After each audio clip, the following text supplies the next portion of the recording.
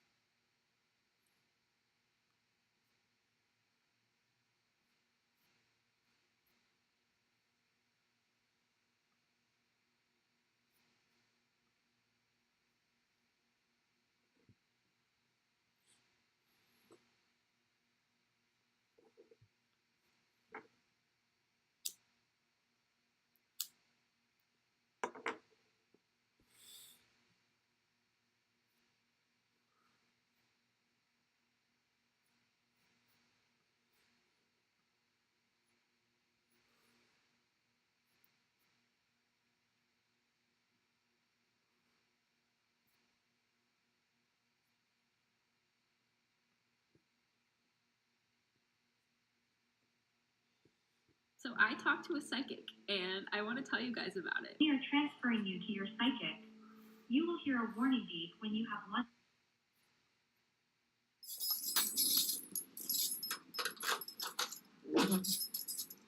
An innocent man sits on death row for a crime that never occurred. Oh, shit. You know, all the years to me is important, you know, because all life is precious, you know. And I miss out all that, miss out the time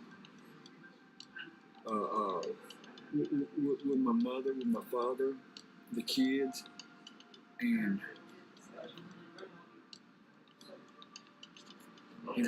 everything I had, I lost, you know, all my possessions and stuff, I lost all of that, you know. On January 30th, 2002, Robert Roberson's 2-year-old chronically ill daughter, Nikki, was sick with a high fever and suffered a short fall from bed. Robert woke the next morning to find her unconscious and unable to be revived. Despite his best efforts to get her medical help, she later died. Mr. Roberson was prosecuted, convicted, and sentenced to death under the now discredited shaken baby syndrome hypothesis.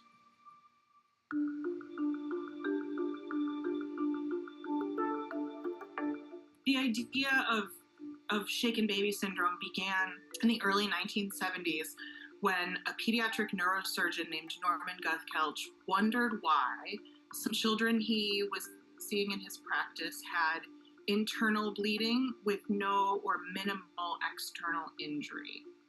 And so the idea began to evolve that when a child had these medical findings, that they had been shaken. But there's really no scientifically reliable information that would support that idea. But what we can say is that there have been falls from short distances that have resulted in these kinds of findings. There have been medical conditions that result in these kinds of findings, things like sepsis, things like aneurysm, things like stroke.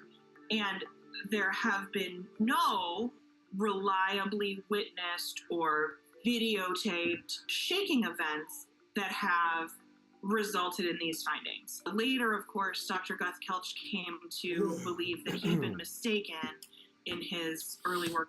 Yo, yo, yo, what up, guys? Hip Hop Heist, man. We here. We back. Very interesting. Robert Roberson is scheduled for execution today. Actually, it was hours ago. He was scheduled, but the federal government issued a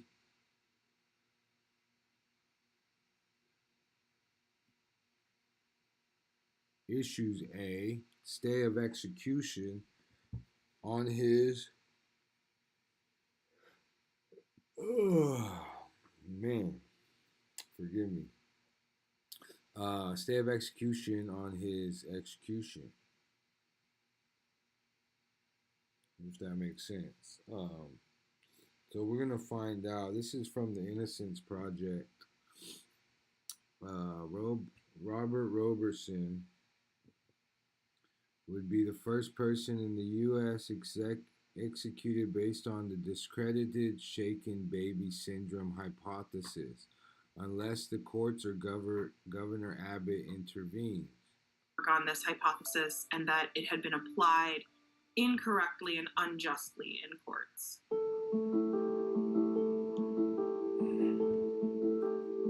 Robert's daughter Nikki was chronically ill from birth. Born to a single mother who was homeless and addicted to drugs, Nikki was taken away by CPS at birth, long before Robert was identified as the father. Doctors prescribed multiple types of antibiotics which did not resolve her infections. She also had unexplained breathing apnea that would cause her to cease breathing, collapse, and turn blue. The week before her death, Nikki had continuous diarrhea, coughing, and congestion. Her fever was measured at 104.5 degrees in the doctor's office when Robert took her in on January 29, 2002. But Nikki was sent home with the prescriptions that the FDA now warns against prescribing to a child Nikki's age and in her condition. The next night, Nikki's maternal grandparents, who were supposed to be keeping Nikki, called Robert and told him to drive out to their home in the country to pick her up, even though Nikki was still very sick. That sounds like seizures. Of course, Robert complied. In the middle of the night, Robert was startled by a strange cry and found Nikki lying on the floor, having fallen out of bed. He couldn't see anything wrong with her, but later that morning, he woke to find that she was not breathing and her lips had turned blue. He rushed her to the hospital. Nikki's later autopsy, reassessed in light of current scientific understanding, shows that she had severe undiagnosed pneumonia that had progressed to sepsis. She was given dangerous medications no longer given to children her age and in her condition. Therefore, her death is entirely explained by natural and accidental causes. If we had to take this same case to court today, knowing what there's no way in the world we get a conviction with a set of facts that we worked with. Wouldn't have happened. And I guess that's my challenge to the district attorney now is, if this same case came to you today, what could you possibly have done with it? Your shaken baby notion is gone. And so you have to go back again to those medical records which don't support anything. Yeah, we know the court, they don't want to, these lawyers don't like, these attorneys for the state and all that, the prosecution, they don't like to look wrong at all. I mean, that's part of their job. But when it comes to something like this, man, and you're the guy, you're the attorney that put these people away, and this dude is literally, come on, man. He's innocent from what we know. But a natural death or an accidental death.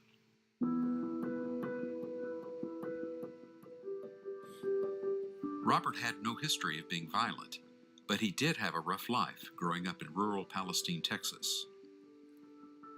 I would pass Robert in the hall periodically, and I could see bruises on his face, and he was disheveled, and he would be bruised on his face or his arms. Robert also has disabilities. including autism spectrum disorder, which was not diagnosed until 2018. He was simple and he was different, and there was no doubt about it. He had almost a Forrest Gump quality about him. When I first met Robert in the hospital, he struck me as odd. He was not responding typically to the circumstances that he was in. For investigators in that moment, it felt like something was being hidden. My impression of Robert now has changed measurably, I would say. Those things which I counted against him as being an unemotional, potentially guilty individual, I now have a name for it. It's autism. My relationship with Robert goes into a spiritual advisor, but he calls me Mama Donna, especially since his mother died. Sometimes I feel guilty about saying I'm his spiritual advisor because more often than not, I think he's mine. What keeps me hopeful? My faith in the Lord and stuff, because one day walking up out of here, Robert Roberson was one of the first. Walking up out of here, faith in the Lord and stuff, because one day walking up out of here, Robert Roberson was one of the first 28 guys that were selected to participate in the faith-based program. They were vetted for 3 years. Their disciplinary record was looked at for the past 3 years. If they had any type of disciplinary cases, they weren't going to be allowed to participate in the faith-based program. So there's so many different programs that these men took, and he graduated from 10 of them during the course of 18 months.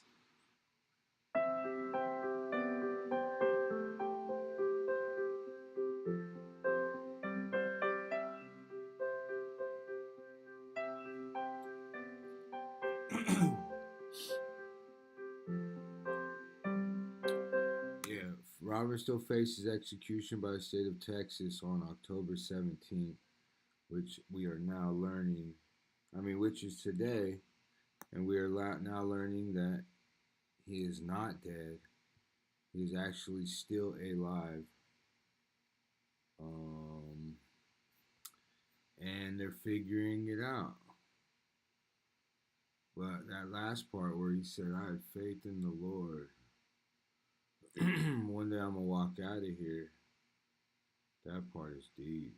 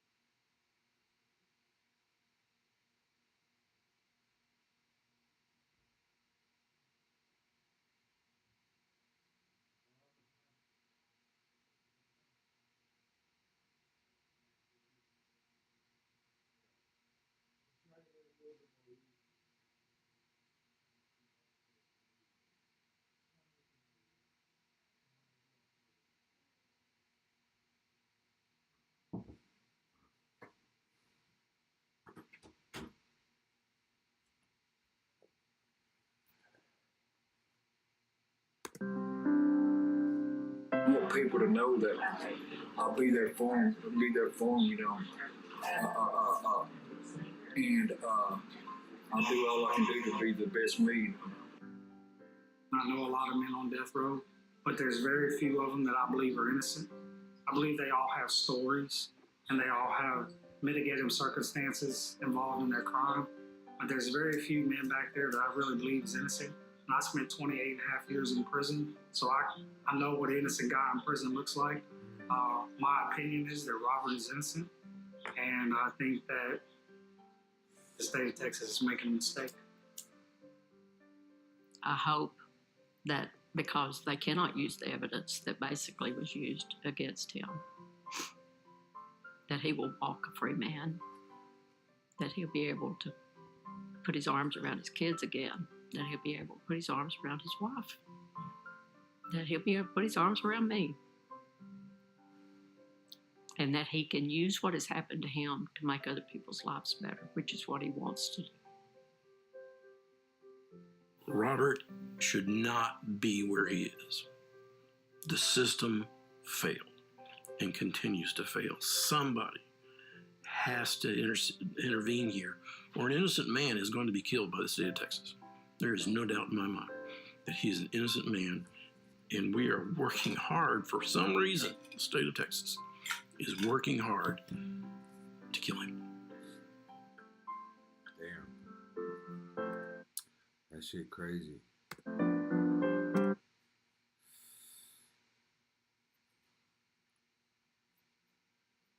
So we have learned that he is not dead, actually.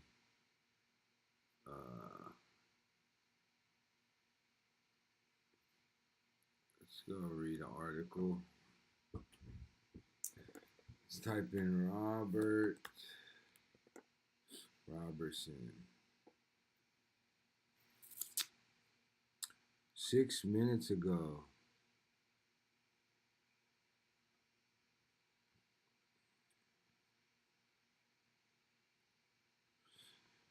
So they said that this guy, what did he do? They said he shook his baby, but they're finding out that the baby had all kinds of, the baby fell out of the bed, you know, and so now the state will not be executing Robert in Texas tonight. Recognizing that the lawmaker's case raised important separation of powers questions that should not be rendered moot by Roberson's execution, the Texas Supreme Court has reinstated a temporary restraining order requested by Texas lawmakers. The vast team fighting for Robert Roberson, people all across Texas. So this is the attorney Gretchen Sween. People all across Texas, the country, and the world are elated tonight that a contingent of brave bipartisan Texas lawmakers chose to dig deep into the facts of Robert's case that no court had yet considered and recognized that his life was worth fighting for. He lives to fight another day and hopes that his experience can help improve the integrity of our criminal legal system. Thank you to all who supported Robert, an innocent man on Texas's death row. It says for over 20 years, Robert Roberson has spent 23.5 hours of every single day in solitary confinement in a cell no bigger than the closets of most Texans, longing and striving to be heard. And while some courthouses may have failed him, Texas House has not. We're deeply grateful to the Texas Supreme Court for respecting the role of the Texas legislature in such consequential matters. We look forward to welcoming Robert to the Texas Capitol and along with 31 million Texans, finally giving him and the truth a chance to be heard. That's the chairman, Joe Moody, and Chairman Jeff Leach. The Texas Supreme Court of Texas has granted a Texas House of Representatives emergency motion in part and issued a stay effectively halting the execution of Roberson. It says So yeah, man, homie gets to see another day, and yeah, fuck all the bullshit.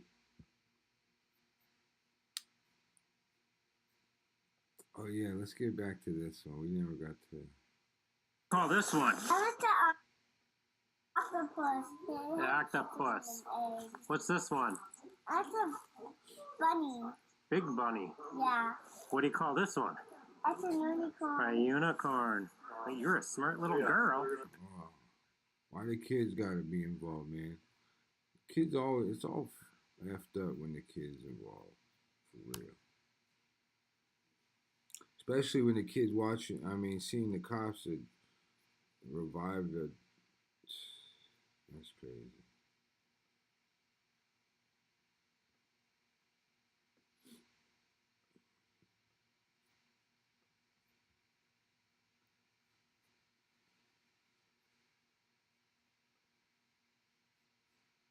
high thinker and a guy that was always 30 steps ahead of whatever the curve was.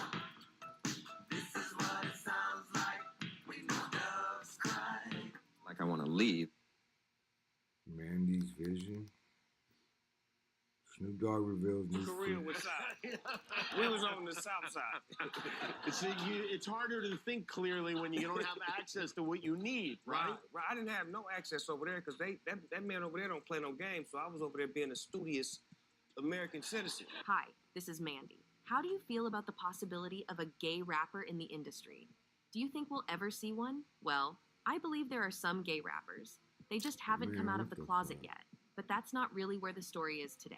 We're coming to you live, diving into some revelations that are sending shockwaves through the entertainment world. This time, the focus is on Diddy, and it's getting pretty intense. It seems like the walls are closing in as more and more celebrities are stepping forward, sharing some jaw-dropping details. Among the latest to drop some serious truth bombs is none other than Snoop Dogg, shedding light on what's really been going on during his time under Diddy's roof. Snoop Dogg, a veteran in the music world and a figure who's had his fair share of run-ins with Diddy, seems more than ready to see him finally held accountable. For years, Snoop and Diddy have been seen as rivals, and some of the latest accusations against Diddy have caused even his closest friends to turn away. But here's the twist. Snoop is rumored to know a lot more than he's ever let on, and if these stories are true, the world may soon be hearing all about it. Before we dive into these revelations, we need to look at where this deep-rooted tension between Snoop and Diddy began. The rivalry goes all the way back to the infamous East Coast versus West Coast hip-hop feud of the 1990s. For those who don't remember, this wasn't just about music. It was personal. It was a battle that involved pride, culture, and the quest for domination over the hip-hop scene. On the East Coast, Diddy's Bad Boy Records was thriving with artists like the Notorious B.I.G., Lil Kim, and Junior MAFIA, while on the West Coast, Death Row Records was home to Snoop, Dr. Dre, and Tupac Shakur. This feud quickly spiraled from being about chart supremacy to something far more dangerous, with both sides feeling disrespected by the other. At the heart of this conflict was a clash of styles. Snoop and the rest of Death Row saw themselves as representing street-centered hip-hop, while they viewed Diddy and his crew as commercializing the art form. This clash became more than just professional. It was deeply personal. Wendy Williams, who was a prominent radio host at the time, fanned the flames by spreading rumors about Diddy's personal life, even suggesting he might be gay and calling certain rappers homo thugs, a term that sent shockwaves through an industry where being gay was still a highly sensitive topic. Room you guys participated in. So, you know they're gonna get you if they can. It's a little crazy how Puffy get booted out the alcohol business and Jimmy Iovine steps in with Andre and Snoopy promoting it. It's never a good look when it comes to culture, hip hop, and for our community, our people. I turned myself in, Sometimes you got to face the music. That's most of the time.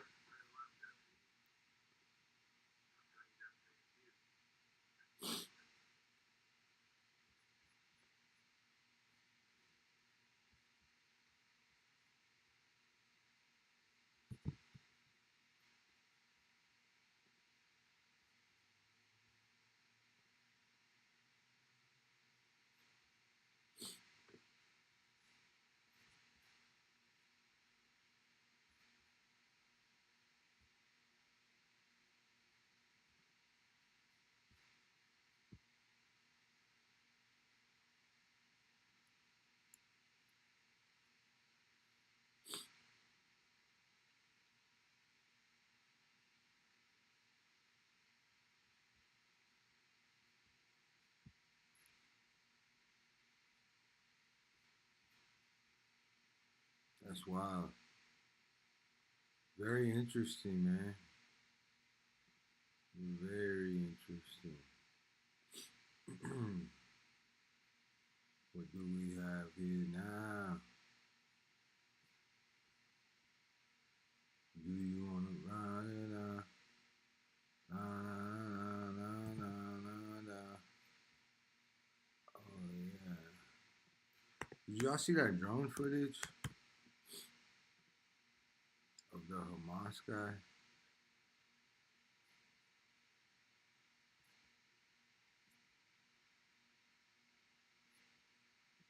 What really happened? What really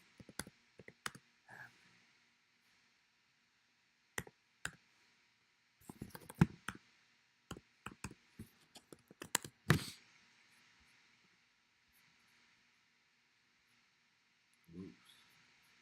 Keep clicking the wrong one. Do you want to ride it out? La da da da da da da. Actually, it's the right one. It's always the right one. Let's see what they got to say about that.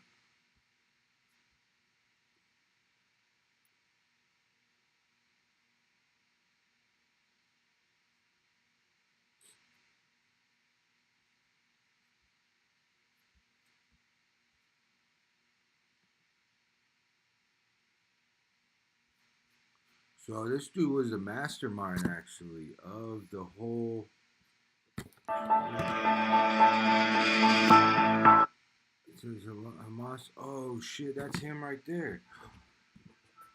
No way, that's a person.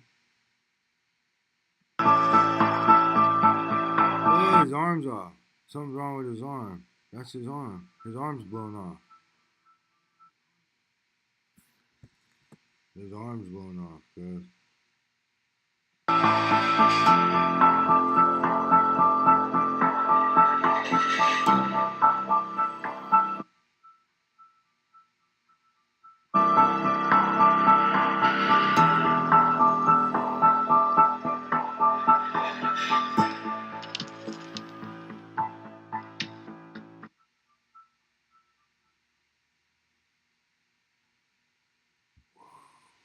That's fucking gnarly, bro.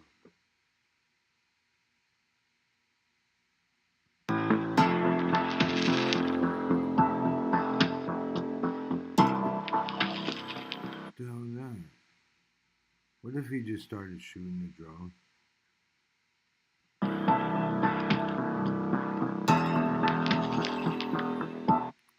Something's wrong with his arm. Is it blown off?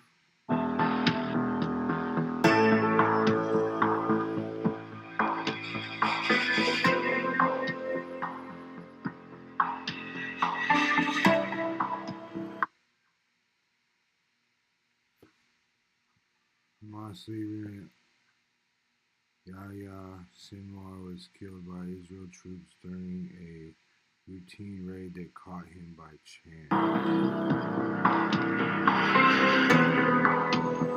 IDF had been hunting Sinwar for months, his death occurring in a standard military operation, not a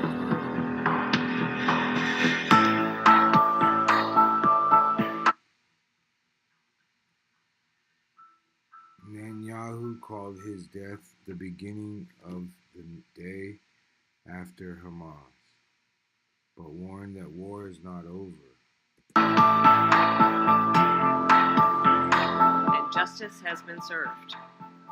And the United States, Israel, and the entire world are better off as a result. Images circulated online show Sinwar's body under rubble with DNA tests confirming his identity.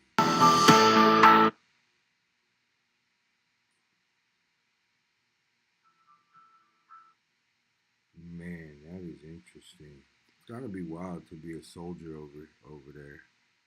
Look, what is that? That's some oil? Or a water bottle? Or cooking oil bottle or something? Is this his leg? There's a gun right here. Holy shit.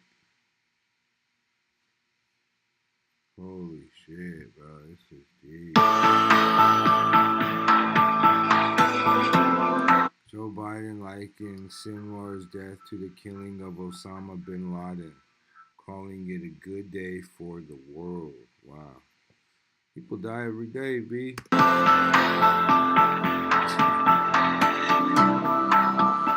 That's crazy. You know what's crazy? They probably killed, they killed everybody around him. Honestly, it's kind of creepy how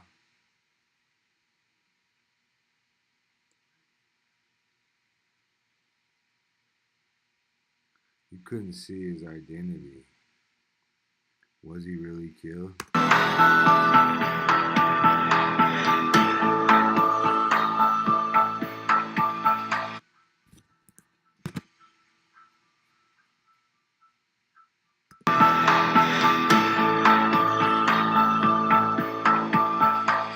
ماذا نستطيع أن نفعل؟ هل نرفع الراية البيضاء؟ نحن لن نرفع الراية البيضاء. هل مطلوب منا أمام العالم أن نقتل وأن نكون الضحية الطيبة حسنة الأخلاق التي تقتل دون أن يرتفع لها صوت؟ هذا غير ممكن بالمطلق.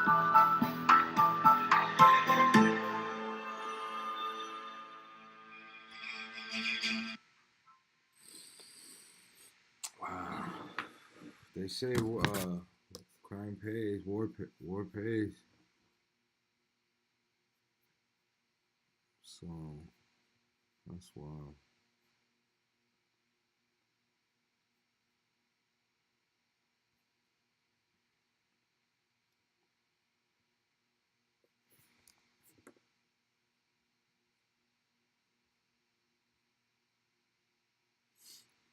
Jack Doherty cannot accept his downfall. Recently, IRL streamer Jack Doherty has been in the news after he crashed his McLaren, leaving him in a dramatic situation due to the state of his filmer. Degeneracy that is kick. This of course happened after he crashed his McLaren while on stream while trying to read his chat. Oh! Oh! No! No! No! So if the reckless driving and being on his phone wasn't enough, the main reason this clip went so viral and people were calling for his banning was actually due to his behavior after he crashed the car. Because his friend and cameraman Michael was clearly all messed up. He was sitting in the passenger seat yelling out and twitching, not to mention bleeding profusely from his face. And once they do actually get at... Yeah, but that's what I'm saying. This is what culture has brought it to. This is the culture. This is that. This is how this kid has raised up, has been brought up. Everything on camera, the more blood, the more camera time. So when something like this happens, he realizes he's not, unalived. He's pulling out the camera. The vehicle thanks to my family members. Jack only seems to care about getting more footage as he hands his friend Mike. Damn, that shit is smashed up. members, Jack only seems to care about getting more footage as he hands his friend Michael back the phone and tells him to record, and he really couldn't seem to give a damn about his homie who looks to be in a potentially life-threatening situation. Bro looks weird. Why does cuz look like that? There's no f***ing Michael here. Michael, do you have your film on that phone too? And so obviously those videos would go He said here, film on that super viral, and the entire situation would actually hit the mainstream, as even SNL would take some time out of their day to mock Jack Doherty. A YouTube star totaled his $200,000 McLaren after he live streamed himself texting while driving in the rain. Even more tragic, he survived. So yes, it appears that a lot of people out there were ready to dance on Jack's grave. There were various tweets that went viral talking about this. And while that does seem to be a bit harsh, and I would hope that most people are joking, I just don't really think you could expect any other reaction when this guy has built up such a big reputation for himself of being basically a public nuisance. And so this was something that Jack apparently tweeted and then deleted when the situation... Everyone thinks I didn't care about my friend. After the accident, we immediately realized we were both okay, and our goal was only to get out of the car that was full of smoke. That's probably not true. Your goal was to get the camera popping. You see, you guys are acting like he was put in a coma or something. had initially occurred. I knew immediately. Says I knew immediately. He was good and that there were no serious injuries. We were both just in shock and there was so much going on, and to think about it, it was just crazy. I also wasn't on my phone when the accident happened, and I wasn't speeding. You can see how fast I was going in the clip.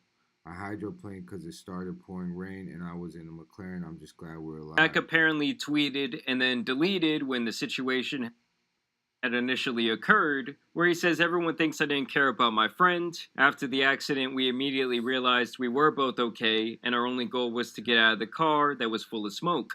You guys are acting like he was put in a coma or something. I knew immediately that he was good and that there were no serious injuries. We could have both been dead right now. That's like the craziest. Yeah, it's not like he wasn't sitting there convulsing. It's not like his face wasn't just gushing out blood. I also wasn't on my phone when the accident happened, and I wasn't speeding. C-A-P. Cap. I mean, technically, by definition, you were likely speeding as you were going over 70 miles an hour, and the dude was 100% on his phone clear as day. And then he says, I hydroplaned because it started pouring rain and I was in a McLaren. I'm just glad we're alive. And it's like, yes, dude, we get it. You hydroplaned because you don't know how to drive your fancy car. And I did just want to show you guys this little bit of foreshadowing. This was something that Jack actually posted back in April.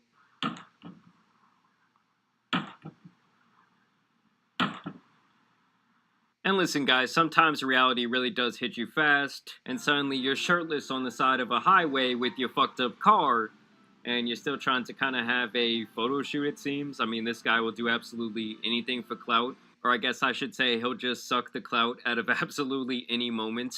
He says, I made it to 21. There he is standing outside of the fire truck. I guess it's just crazy to me that someone can be so clout hungry that they would see a situation like this and think, oh my god, everyone keep recording, keep taking pictures. Oh wait, let me get shirtless so I can promote my OF page. Jack would then spend the next couple of days pretty much just flexing, saying that he made it to 21 years old, while showing off a pile of cash and several expensive watches. In these next couple of videos, Jack is definitely trying to kind of lean into the hate, like, hey, I'm laughing with y'all, I know you're not laughing at me.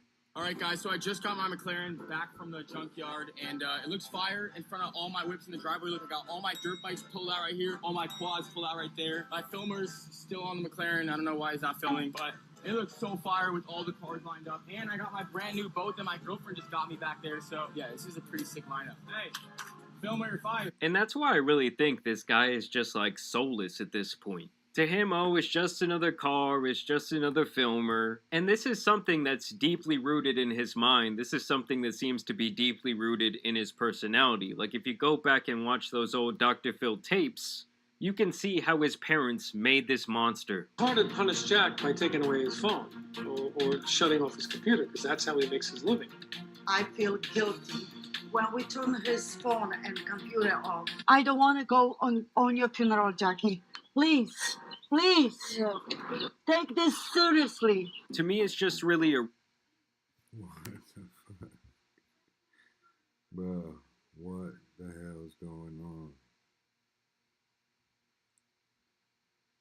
Oh, did you hear about that One Direction dude that was sacrificed? Liam Payne?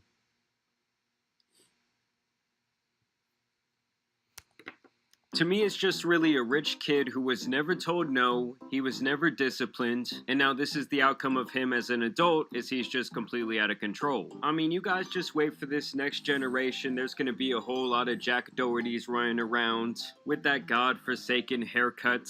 Everyone's so quick to put some on me on social media. No one's gone through what I gone through just now. Like, I literally almost died in a car accident. I literally almost died of these cars too.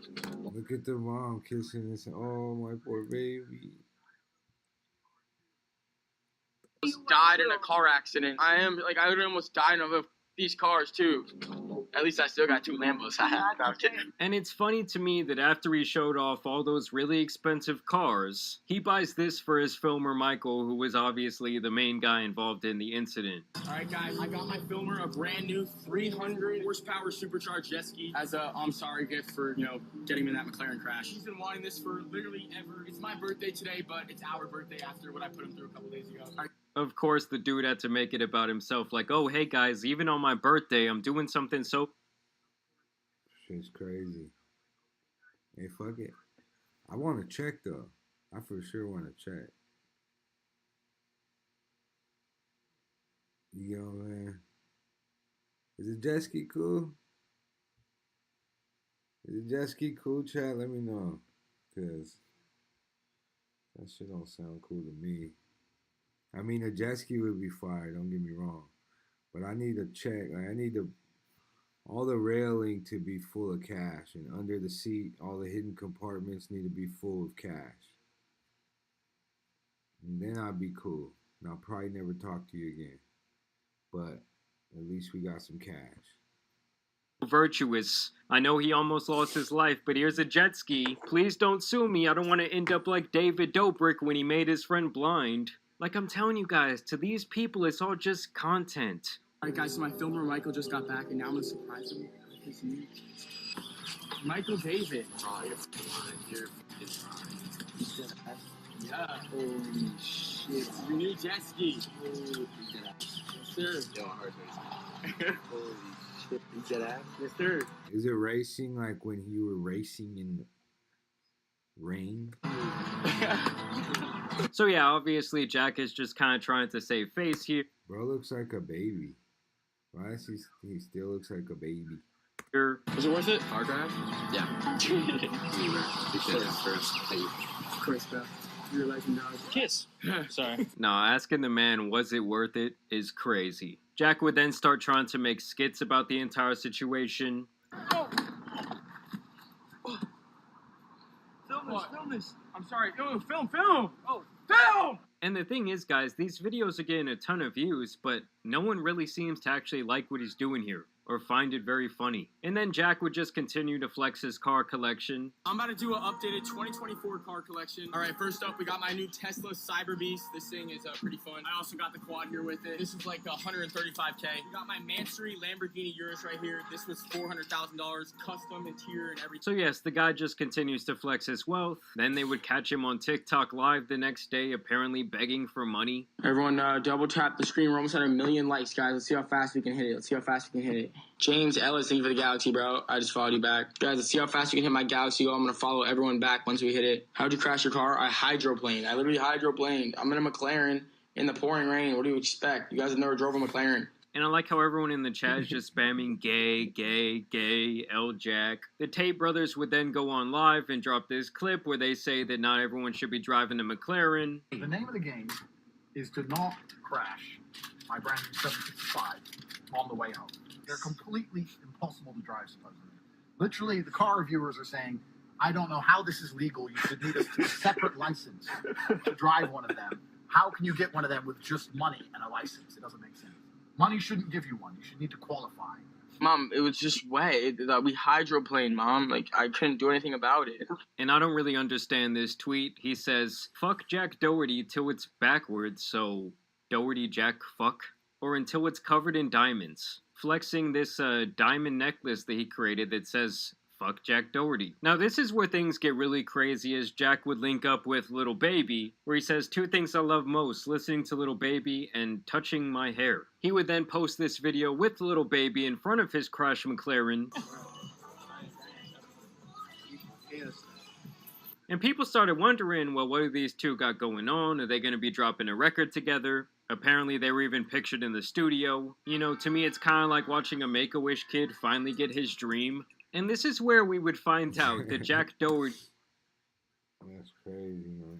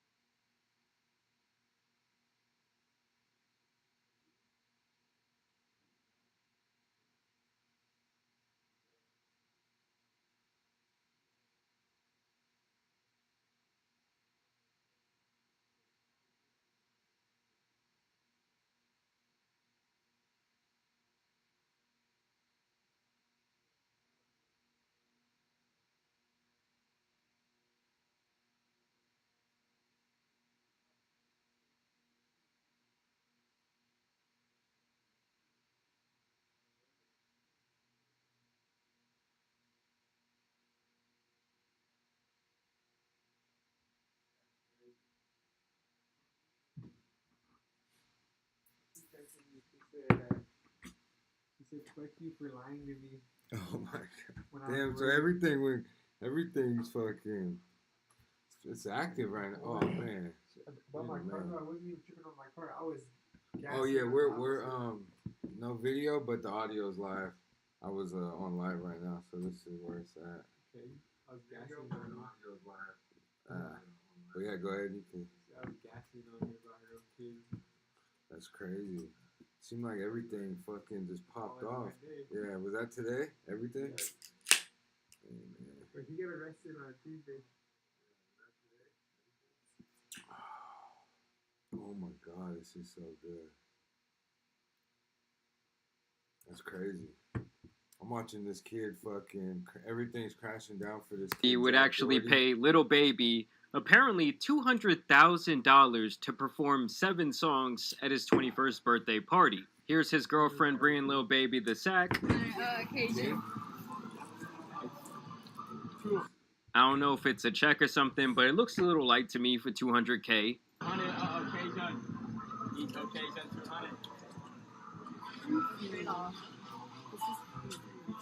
Little Baby just doesn't look that impressed.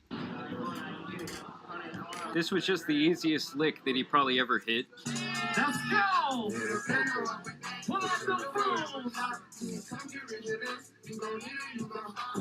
I mean, paying $200,000, even if it's your favorite rapper in the world, I mean, to essentially stand next to him and rap along with him is just insane. I've seen your, you did? I've seen your stepdad on the phone out there. Yeah, this is 100% the easiest $200,000 that Little Baby ever made.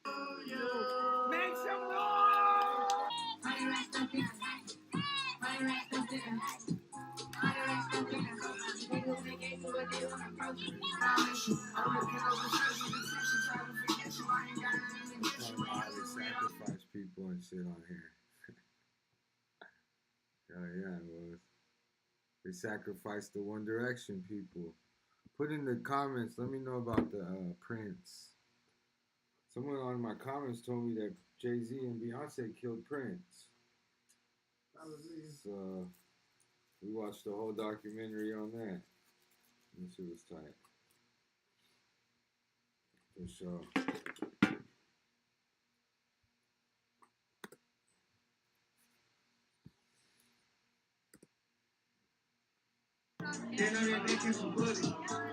Yeah, if I'm the cameraman, I am 100% suing. Like, if you're out here shelling out hundreds of thousands of dollars on your own birthday party, constantly flexing your wealth, flexing your cars, buying these chains, a fat-ass sack of cash better be at my door in the morning. And then Little Baby starts getting really disrespectful, asking Jack if his girlfriend does OF. What? Nah, that's my girlfriend. Yeah, she's sexy as fuck. She's sexy. I mean, he's already paying the guy $200,000 to show up to his house. I wouldn't be surprised if he just lets him smash his girl as well, sleep in his bed, wear his robe. And when Jack got banned, I figured that it really would be a permanent one. I don't know why I had faith in Kick, but apparently the guy really does want his account permanent. Looks like a little fucking smash. He looks like a grown baby. He's got a little grown baby head. With that one? Yeah, yeah. He crashed his car and then got on live while he's crashing his car. One, I don't know why I had faith in Kick, but apparently the guy really does want his account back. Hey, just letting you know, keep on banning me, bro. I don't want. Maybe that's most. Yeah, Eddie. I was talking to Eddie. Maybe if just chill out for a couple days. Yeah, chill out for a little bit. But he's missing out on the baby stream, dog. And so maybe it's not the end of Jack Doherty, guys. Maybe it's not finally over. Maybe he's not done. Maybe it's not finally finished. Leave Jack banned, bro. Please.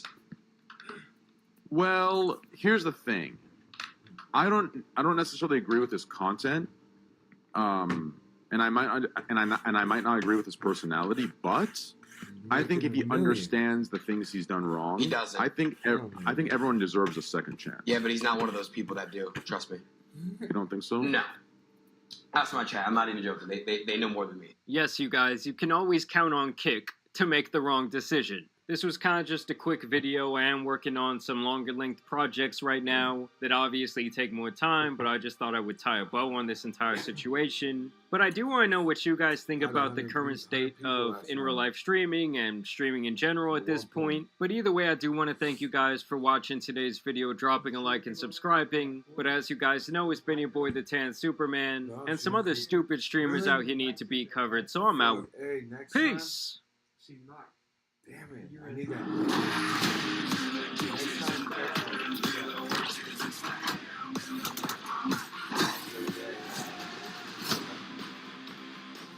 But yeah, next time hit me because I'm gonna pay. We'll pack. when last night? Today at 4. Oh, 4 p.m. I was not. I had it. Damn it. It's all right. She knows. You know what I mean? She buys bags of rice. You know what I mean? She buys bags of rice. Because my family owns a store, if anybody's wondering out there in YouTube land. Spaghetti green.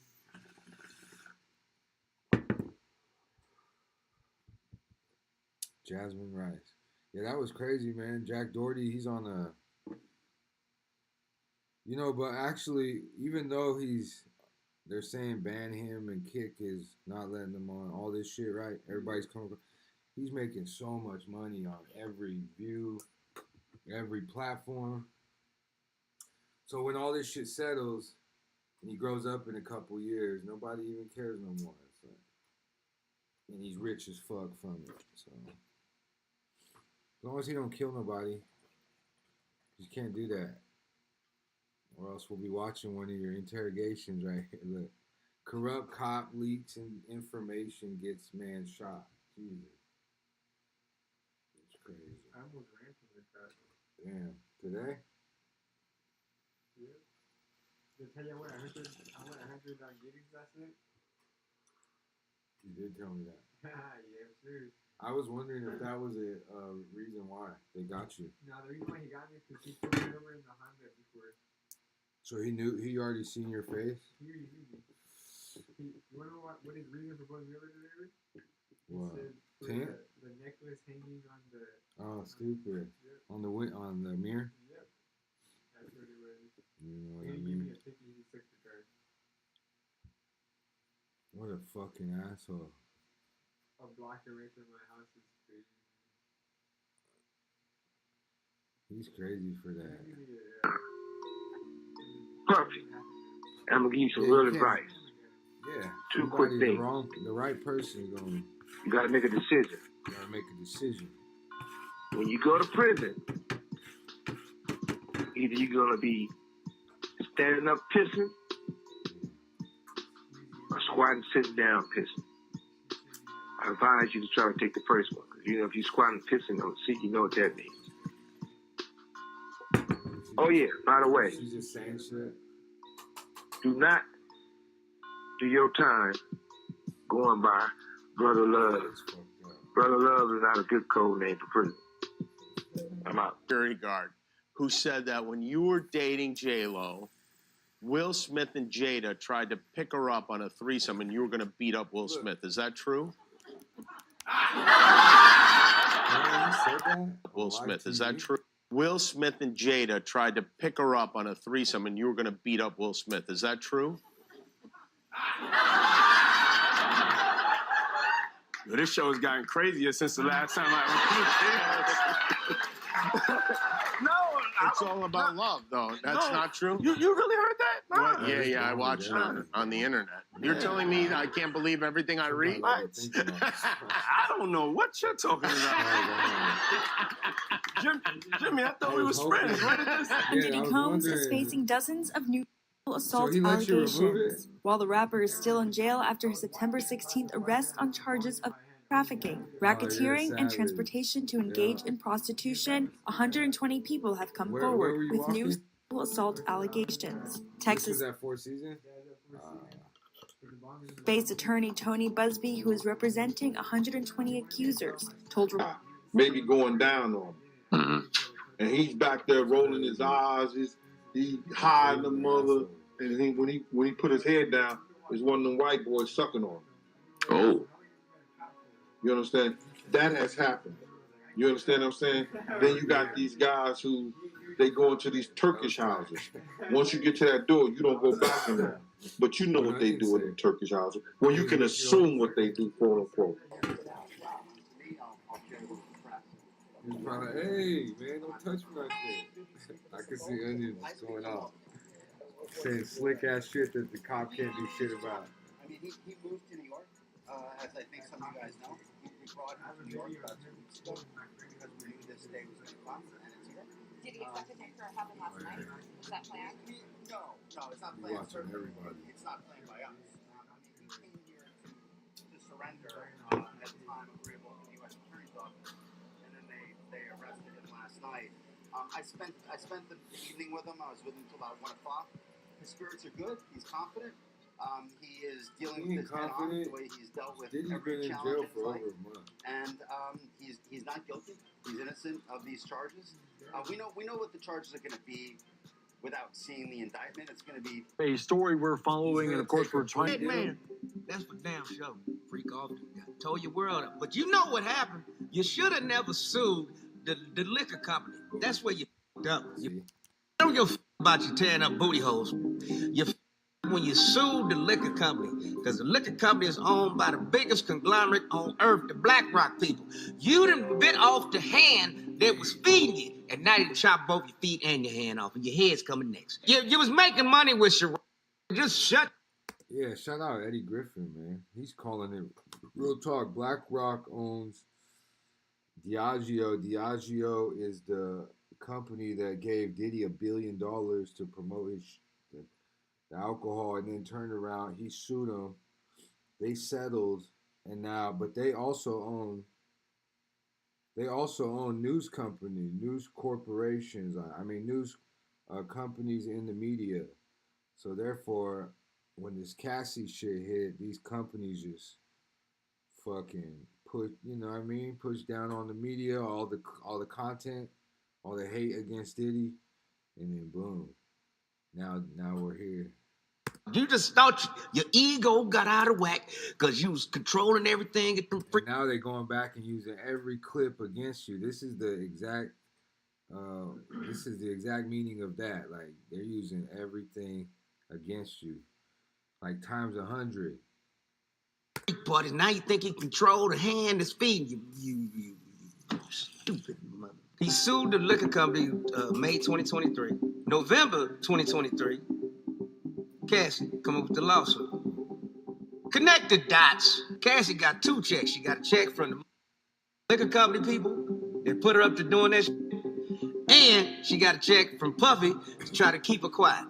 The tension between Bad Boy and Death Row hit a fever pitch at the 1995 Source Awards when Suge Knight took a direct shot at Diddy during his acceptance speech, encouraging artists who didn't want their producers all up in the videos to come over to Death Row. This was a pointed jab at Diddy, who was known for frequently appearing in his artists' music videos. It rubbed a lot of West Coast artists the wrong way, including Snoop, who saw it as self-serving and intrusive. At the same event, Snoop himself stoked the flames, rallying support for Death Row Records and calling out the East Coast directly, escalating the rivalry to new heights. Of course, the ultimate tragedy of this feud came with the incidents of Tupac in 1996 and Biggie in 1997. Tupac, who had become a close friend and collaborator of Snoop's, was a central figure in this war.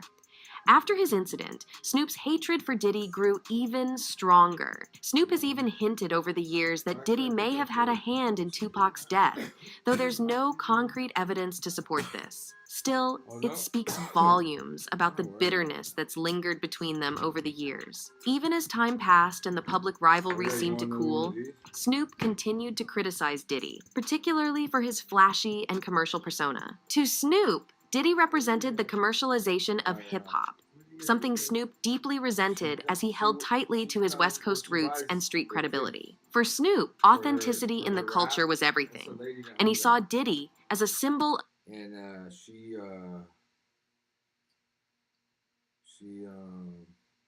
so when I work these shows with him, she puts a box of those with a display on our table. He lets her, you know, just put her shit on our table. And then fucking, the homie just gives me a bunch, you know. After the shows, we got another show 11:30 in the Bay, actually. Of everything that had gone wrong with the industry. Fast forward to today, and with Diddy facing serious legal trouble, People are speculating that Snoop Dogg might be preparing to drop some bombshells of his own. There's a lot of talk about hidden chambers, secret tunnels, and encrypted files at Diddy's residence, fueling rumors that damning evidence could soon come to light. Insiders claim that Snoop, despite outward appearances of friendship with Diddy, has always held deep-seated disdain for the man, believing that those who do wrong should face the consequences. What's especially interesting about this situation is Snoop's own personal evolution. He's no longer the same Snoop from the Death Row days. Every name the man ever used. Shaw Combs, a.k.a. Puff. This... Man, these ads, they be trying to copyright me because of the ads. So I got to get YouTube Premium. Again. P. Diddy, a.k.a. Diddy, a.k.a. PD, a.k.a. Love. I would just like to note here that I do not remember the PD era. That is number one. And number two, shockingly, for those of us who are old enough to remember when he was Puffy, Puffy did not make this. And it appears Puffy did not make this, I guess because he stopped calling himself Puffy way before the allegations in the paperwork. And basically what they are saying is that up until 2008, there was this dude that by and large was like a record company executive. And in 2008, he turned into Mr. Hand. Who's the person that's number one on that invitation list? Leonardo DiCaprio. And I can get on that list, right? Without a doubt. It's not so cool when you start to own things. You see what I'm saying? So I made a lot of money with them too. Like, there's a point, they did a deal that mirrored what Puffy's deal with Diageo was for Ciroc. So he didn't have ownership of that at any point, but he was getting a lot of money, like almost like $60 million a year at one point. So you see him go to De Leon is when you see him have some issues. And these people have really strong relationships. Don't think that the civil case doesn't turn into a criminal case faster because he's making them uncomfortable. That's a big part of it. The spirits business it's not governed. They got a discus board that they created, right? If you got two companies that are $3 billion a year, and Beam Centauria and Diageo, the distribution level, it's very hard for you to get things to a point where you can do the numbers right now. They incentivize the sales force by giving them box bonuses. And then when you sell a product, you get the bonuses off the boxes that's there. But you make that. I hate that shit. No matter all these trips that Kim and I aren't invited on. You wouldn't pick up for the weekend and leave your kids. You don't have help on the weekends. I'm not saying I want to go. Oh, no. dis. They definitely copyright me for that.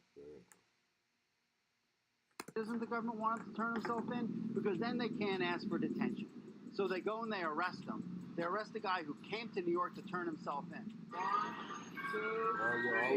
A day earlier, Combs seen out and about in New York with his family.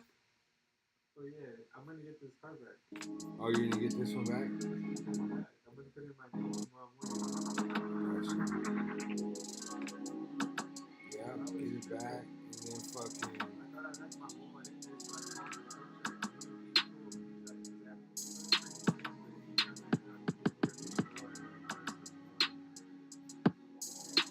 Got it? Hey, what is going on with y'all, man? It is Black Balloon, right? And I'm coming back with another video, so y'all already know what's going on. All right, y'all. All right, now look, today we here with another video, right? And this video is very, very interesting, right? I don't think we've talked much about Drake on my channel. You know, we've talked about him a couple of times, but this video is gonna like hit on a couple different points, right? I was watching the recent Jaguar Wright interview, you know, on the channel that she always goes on. It's called Real Life Street Stars, and they have a lot of good interviews, especially Jaguar Wright being like their main go-to for the channel, right? So a lot of people are like changing their minds about Jaguar Wright. You know, since she went on Piers Morgan, and in a sense it kind of stamped her validity a little bit more, right? Because I have Wi-Fi, people was like, oh, she just talks, she's this and that. I mean, I have, don't provide receipts, but now she goes on. So now she goes on the Uncensored show with Piers Morgan. I think it's based out of the UK. Tell me he needs to pay And for it. it gets a lot more, mainstream attention. It even got Jay-Z and Beyonce's lawyer to send out a cease and desist on what she said about them, right? So she shook up a few nerves there. This video isn't necessarily about that interview she did, although we could make a video on that.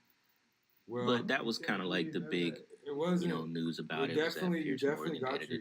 And then, of course, Vlad TV followed up, and he called her a conspiracy theorist and all of that. But I think the big thing was that she got Jay-Z and Beyonce to basically react, right? And she's been talking about Jay-Z for a very long time, that he's no different from Diddy. So in this clip that I want to show y'all, she touched on a couple of different things that were about Drake being groomed, XXX, and she also, which to my surprise, she was talking about Kendrick Lamar, TDE, Ab-Soul, and Alori Joy, which was Ab-Soul's love, his girlfriend that basically unalived herself. Now it just was out of date. Maybe if y'all remember, I'll put it up on the screen. I think I might have been the first channel to do a video about Alori Joy. To my knowledge, I've never seen anyone do a video on her, and I did it over 2 years ago. So I was really surprised, and that's what made me want to jump to do this video and talk about Drake and a little bit of Lucy and Grange as well, right? When she brought up Alori Joy, I was just like, oh wow, yeah, I gotta go ahead and react to this and do a video, right? So look, real quick, we're gonna check out this clip. It's about 5-6 minutes long, right? Then we're gonna come back and talk about a couple of the points that she went in on in this clip. All right, check this out. Sean Carter, that you promised the South that the next time the Super Bowl came through, it would be a Louisiana affair. And then when Diddy goes and gets into trouble and you need to convince the white people you're still in control, you bring Kendrick Lamar, who we already know you don't like for the way he embarrassed you on Don't Kill My Vibe, the remix. Yeah.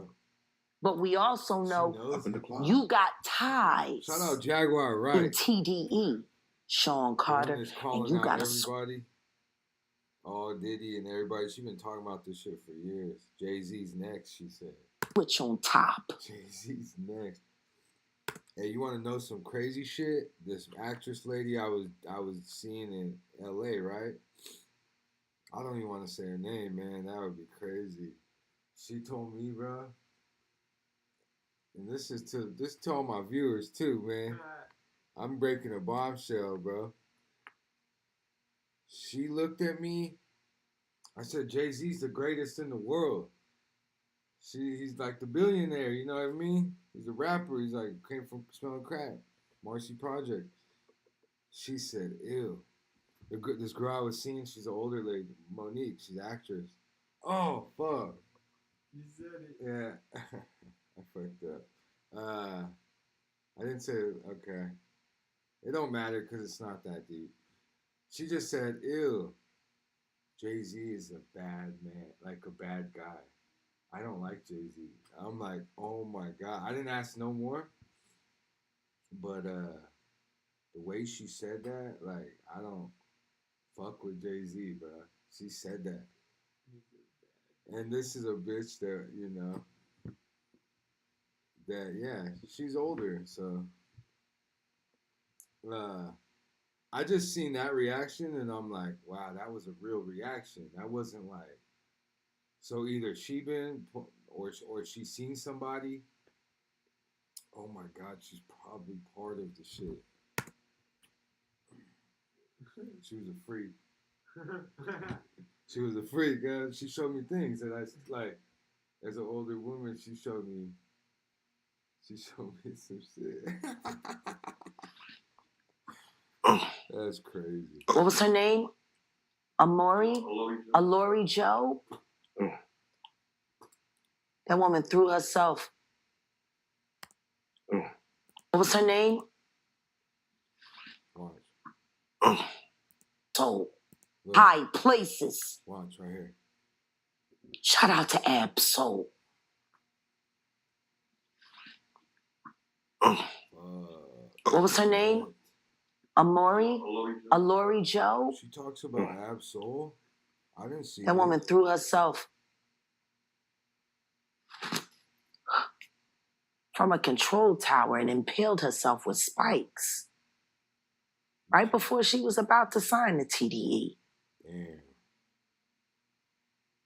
And her fiance, Absol, threw himself off the freeway. Off the bridge. Out of grief and survived. Holy shit. She's talking. I didn't know she knew so. Why are all of the artists at TDE so unhappy? You got some of the best artists in the West there. Why did Kendrick Lamar feel the need to leave and start his own? And why is he able to release more records now that he's not at TDE?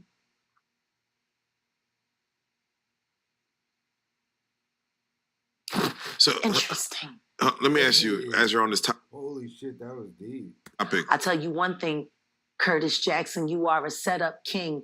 And I promise you this, any little nigga that you're enlisting to go down to New Orleans and start trouble during the Super Bowl, that will stop.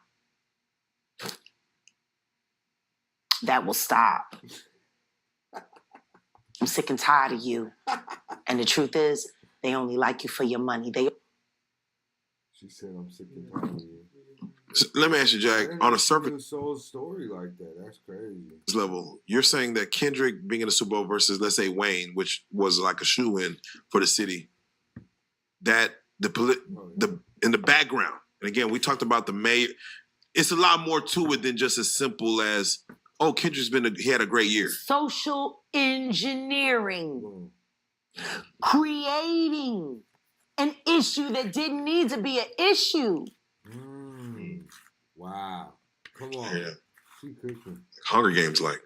Very Hunger Games. Life imitates art. Art imitates life.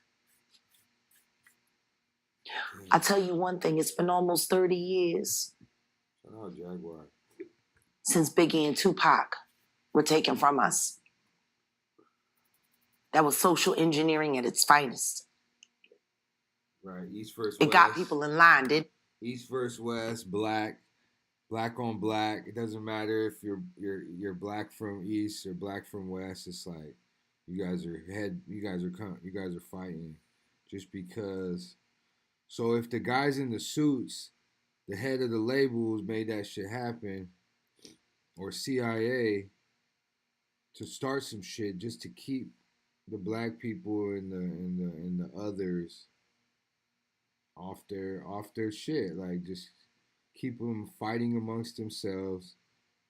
They'll take each other out, sacrifice each other by way of murder. I mean, that's what the riots was about. Rodney King and shit. Without question. Now you think about Drake right now, and you think about Kendrick Lamar. That's looking about the same as Biggie, Kendrick. I'm gonna get this number to 1,000 by the Biggie, end of this. Kendrick, Tupac, I've been doing that. Drake. The last few nights. Think about the comparisons. Yep. Imagine. Yeah, the only way to get my Imagine. is for me to go to Be a gangster playing. Imagine Comparisons. if the same fate that befell Biggie and Tupac happened to Drake and Kendrick. All right, Imagine. Think about the comparisons. Yep. It got people in line, didn't it? Without question. Now you think about Drake right now, and you think about Kendrick Lamar. Ooh. That's looking about the same as Biggie, Kendrick. Biggie, Kendrick, Tupac, Drake. Think about the comparisons. No, you're right. Imagine. Be a gangster playing. Imagine Comparisons. if the same fate but that like kept him alive. Now Drake has to feel his murder. Nowhere he goes, people don't trust him around a kid or nobody. He has to deal with this shit. Every artwork he puts out, people just are. They're just mocking him. befell Biggie and Tupac happened to Drake and Kendrick. Thinking about the same as Biggie, Kendrick. Biggie, Kendrick, Tupac, Drake. Think about the comparisons. Imagine. Be a gangster playing. Imagine. Comparisons. If the same fate that befell Biggie and Tupac happened to Drake and Kendrick. Just imagine. And as messy as Drake is right now, I can almost bet that there's somebody that wants to turn his faucet off. Because if y'all think Diddy is a mess, Drake, he was being groomed to be next in line. See? Damn.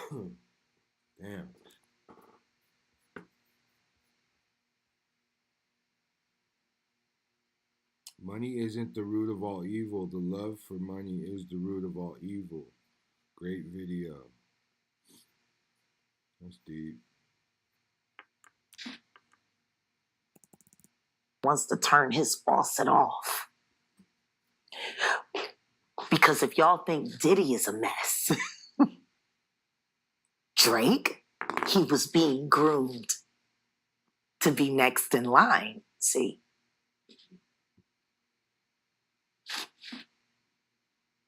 What happens when the real details of what happened to Triple X come out? All right, just a real quick recap on the death of Lori Joe, right? Says authorities Wednesday said the woman found dead at the base of a radio transmission tower in the unincorporated Rancho Dominguez area near Compton apparently unalived herself by jumping from the structure. Deputies were called to the 2200 block of University Drive at 4:38 p.m. Monday. The woman, now identified as Loriana Johnson, died at the scene. Johnson was 25 years old, and she was an TDE, so on. His fuck. What the Illuminati type shit? I don't know. That nigga Soul got up and said, "Hey, start the verse." Nigga went in there and one take that shit. I said, "Oh my God. What the fuck?" Dr. Dre is what Diddy, I guess, kind of was to Biggie. You know, goes back to that song, Stay Scheming with Rick Ross, French Montana, and Drake. And Drake was like, tell Lucien, I said, fuck it, I'm tearing holes in my budget. You know what I'm saying? So basically, Drake has a blank check when it comes to Lucien Grange and UMG. I think Drake is under Republic, which also has Taylor Swift, Post Malone, The Weeknd, and Drake. And the parent company of Republic is UMG, Universal Music Group. They literally have the biggest artists in the world under one umbrella. And that's not all. This also goes back to XXX as well. He also had ties to UMG through Caroline Division, who produced and distributed one of XXX's albums. So all of this stuff is linked back to UMG, the powerful, powerful conglomerate in the music industry, right? So before we continue going on and on about that, I want y'all to check out this clip. A lot of y'all may remember this. Kanye West did an interview with Justin LeBoy, and he talked about Lucien Grange being Drake's rich baby daddy.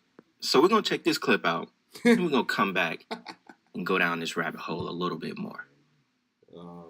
Check this out. It's like they always pick somebody from Atlanta. I'm from Atlanta. I was born in Atlanta. Right. Whatever, you know. How did that even happen, though? Like, Yeah. I mean, before we even get into what happened, who is Lucien Grange? Like, who is he? Because people don't know who he is, and I feel like you have to be higher up to know exactly who he is, and you've got to that level. He's still higher. He's still a hired gun. He's just like a nigga handler. Like, he just control like Universal. He run it for him, but he ain't no overboss or nothing like that. He not no billionaire nigga like, yeah. Yeah, I mean, yeah, but he like, got a billion. You know what I'm saying? His money is like infinite. It's just it's a form of energy. It's a tool and shit. You know. But what is it specifically about Drake that everyone hates? I just have to know that, because it's like for everybody, all of the great, Weeknd, Pluto, Metro, Ross, Kendrick, Yeah. like there's something obviously wrong with this one individual that no one wants to speak about, and I feel like you're the only person that's gonna really put it out there. Hey, say Rich. Hey, yo, look at this man's face, bro. That says it all. His look says it all. Sitting next to these two guys that are probably trying to not ruin his life, and maybe ruin his life at this point, because that sells more records. So if they own any piece of this man, the biggest way for Ye to generate revenue nowadays is to be in a tabloid that is negative, is bringing negative to his brand, right? So he's sitting there like, look at that. Like, it's almost like that movie by Jordan Peele. Remember that movie, Us? Or Get Out, one of them, or both of them. Look at these guys like, come on. We know hip hop. Okay. We know hip hop. These guys are some of the most powerful people in the world. Lucien Grange and Leor Cohen. They make the rappers pop. They make the rappers on video, on TV. They give them deals. Scary fucking individuals. What y'all know about these guys, chat? Let me know in the live chat, Mr. Chat. Baby daddy is like Drake has a rich baby daddy named Lucien and Universal. Wow. He's like, like, man, my daddy got it. You know what I'm saying? It's like, my daddy controlled the spins. My daddy got the DSPs. My daddy. Drake has a rich baby daddy named Lucien. These are the guys that are buying $200,000 worth of YouTube ads for a Drake, drop. And putting them on the billboards on Spotify, on New York Times Square, video billboards. These are the guys that pay, that work for the company, that pay, that are like executive people right here. These are heads of companies. Universal, Epic. What's Lucien Grange? Let's find Lucien Grange. This shit gets scary because nowadays these labels are putting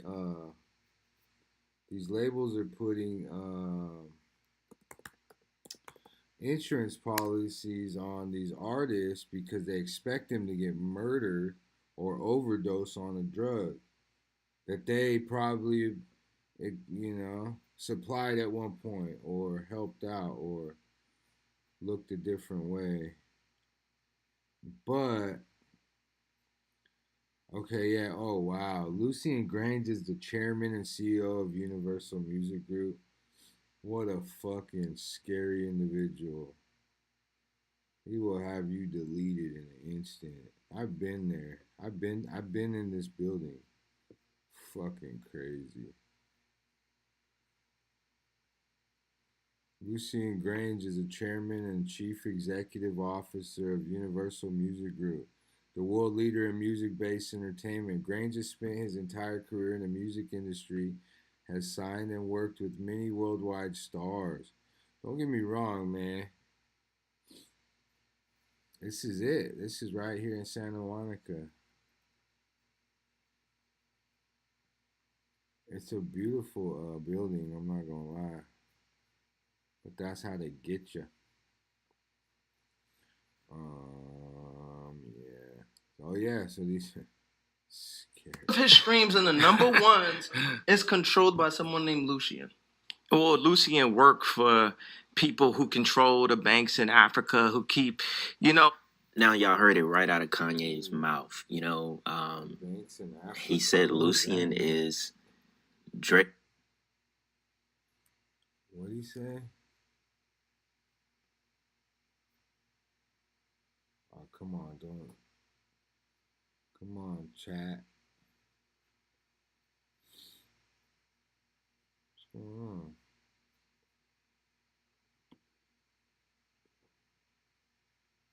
Help me out. Let's get it. There we go. He said Lucian is Drake's rich baby daddy. He's a handler. And in specific, he said he is a black man handler. They always choose someone from Atlanta or hottest coming up, and that's mostly how it goes, how these artists are used and promoted and chosen, so to speak. But I guess it's safe to assume that, if Lucian Grange is your handler, then, you're at the top of the mountain, so to speak, That's why I said Drake obviously has like a blank check with this guy, for an unlimited amount of money. When dude was glazing Kanye like, oh, he ain't no billionaire like Ye, Kanye was like, nah, man, he got billions. He got like unlimited money. It's a tool. It's a form of energy for him. And I thought that was real interesting that he would say, the money is a form of energy. Because Kanye is a smart guy. Kanye smoked and I thought it was just very interesting how he chose to word that. Kanye blasted off before, so he already knows what's up. He got all the answers, Sway. Because in a sense, that's exactly what money is. That's why people say money is the root of all evil. Because at the end of the day, it is used as a form of energy. Exactly. If it can make someone go out and rob and kill somebody for it, or it can come into your life and make you happy and do certain things, that's a ball of energy. Either way you want to use it, either way you want to allocate that money, or And collectively, we've all accepted and decided that this paper and this money is worth all that. Is worth 50 racks. People get. Shit, we just found out Young Dolph was murdered for $800. You get what I'm saying? I know fucking $100,000 hit that the rumor was these people got $800, and now they took out one of the best artists in the world, and also they're in prison for life. Like, come on. Stupid. $800 though? Come on. Stupid. So I thought that was really interesting the way that he chose to word that. And in that industry, money is definitely energy. It's definitely a tool of control. That's probably something we don't even have to explain, because that's what it's all about. At the end of man, Hollywood. What's Hollywood? Hollywood is the holy stick, right? It's the holy stick back in the day that the witches used. And what happens to a stick? It gets burned. You know what I mean? So what happens? You gotta be smart. Be aware. You feel me? But the deeper you get in, the more money you get from people. If they're signing you and they're giving you $1 million, bro, they got you for life. They want to make $100 million off that, like, so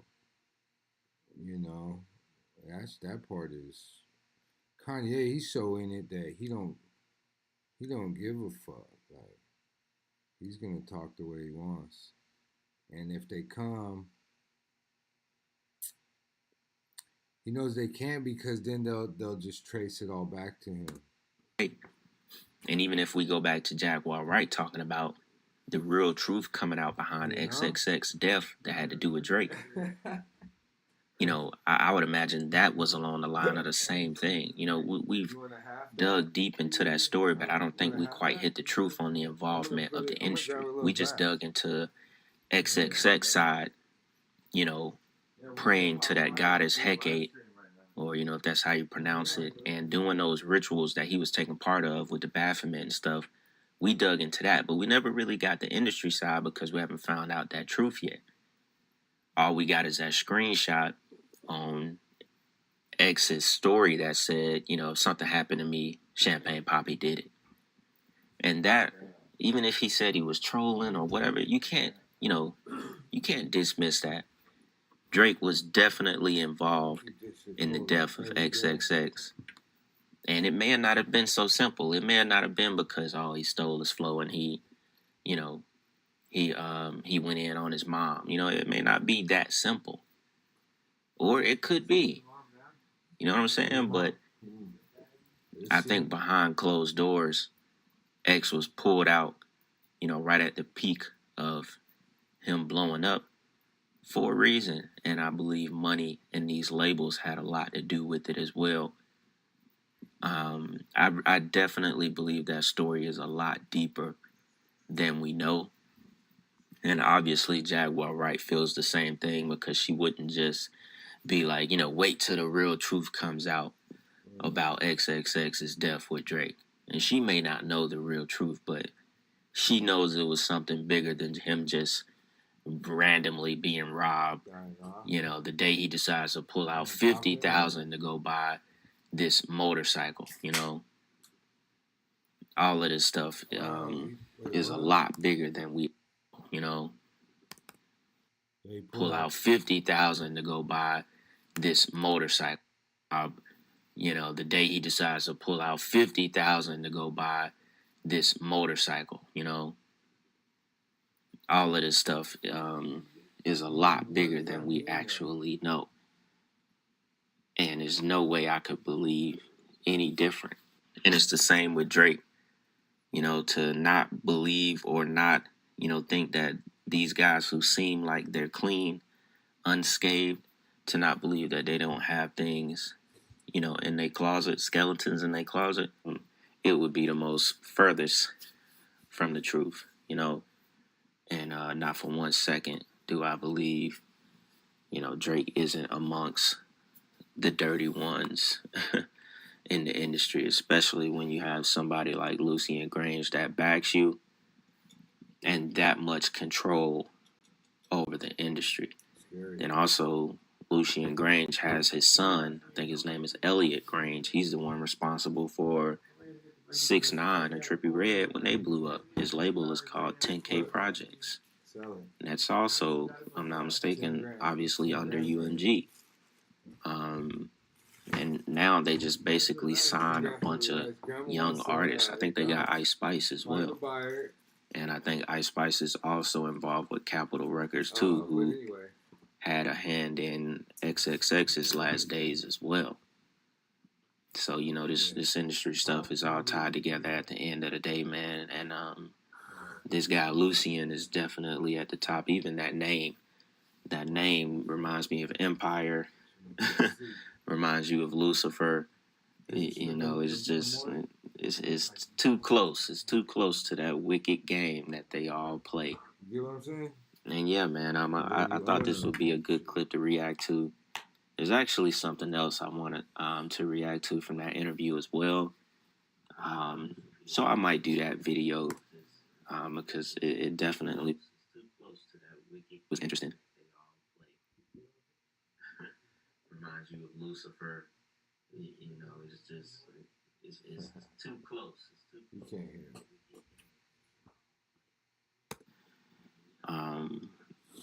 That interview she did, the whole thing was pretty interesting. Y'all definitely could go check it out if y'all want to. Yeah, it's on. Man, Jaguar.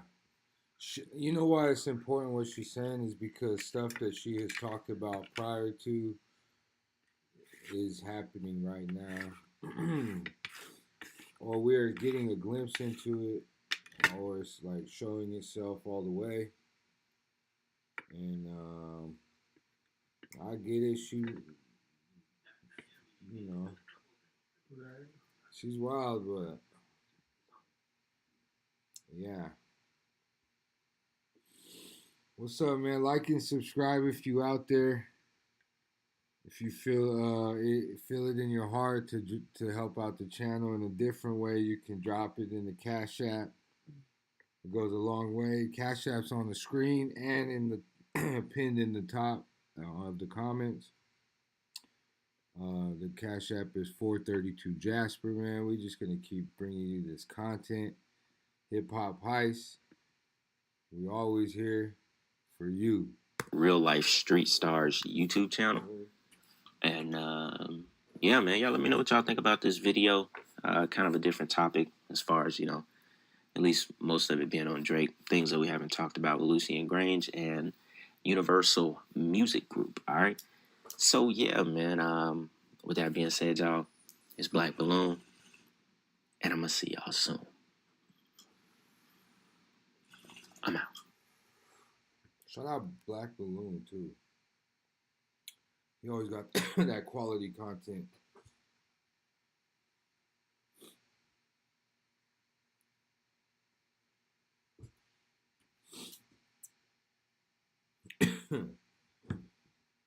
Let's see what Safari said. Oh shit.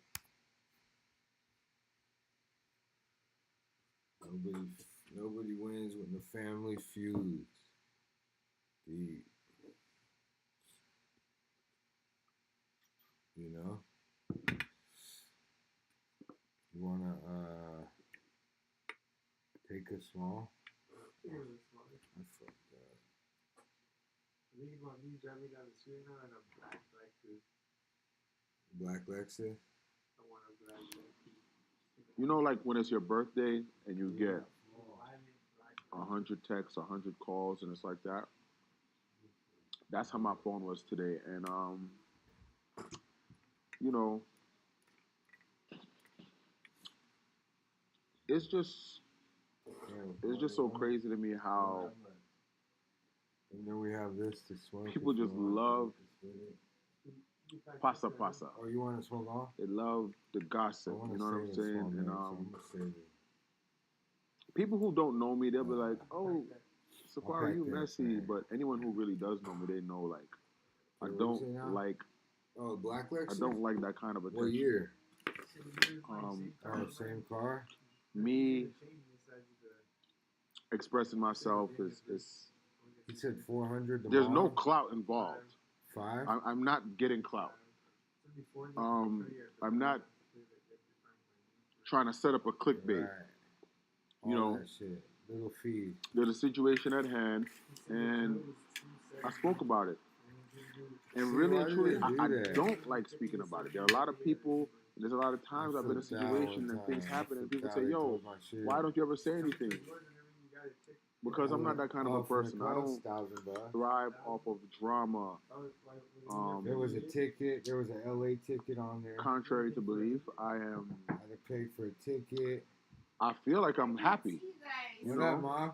I go through what I go How through. You doing? You know, but I live in America, and as a black man, we gotta just take it on the chin.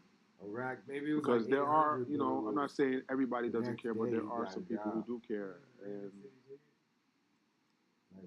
I took. You know, I know who's genuine. I know when drove it right to his house from. It's coming from a genuine place, and you know, me doing that video, that wasn't to bash anybody because I'm just not like that. I don't like that. It's just, hey, look, gas up here on Main Street, it's A, B is black and white, and that's that.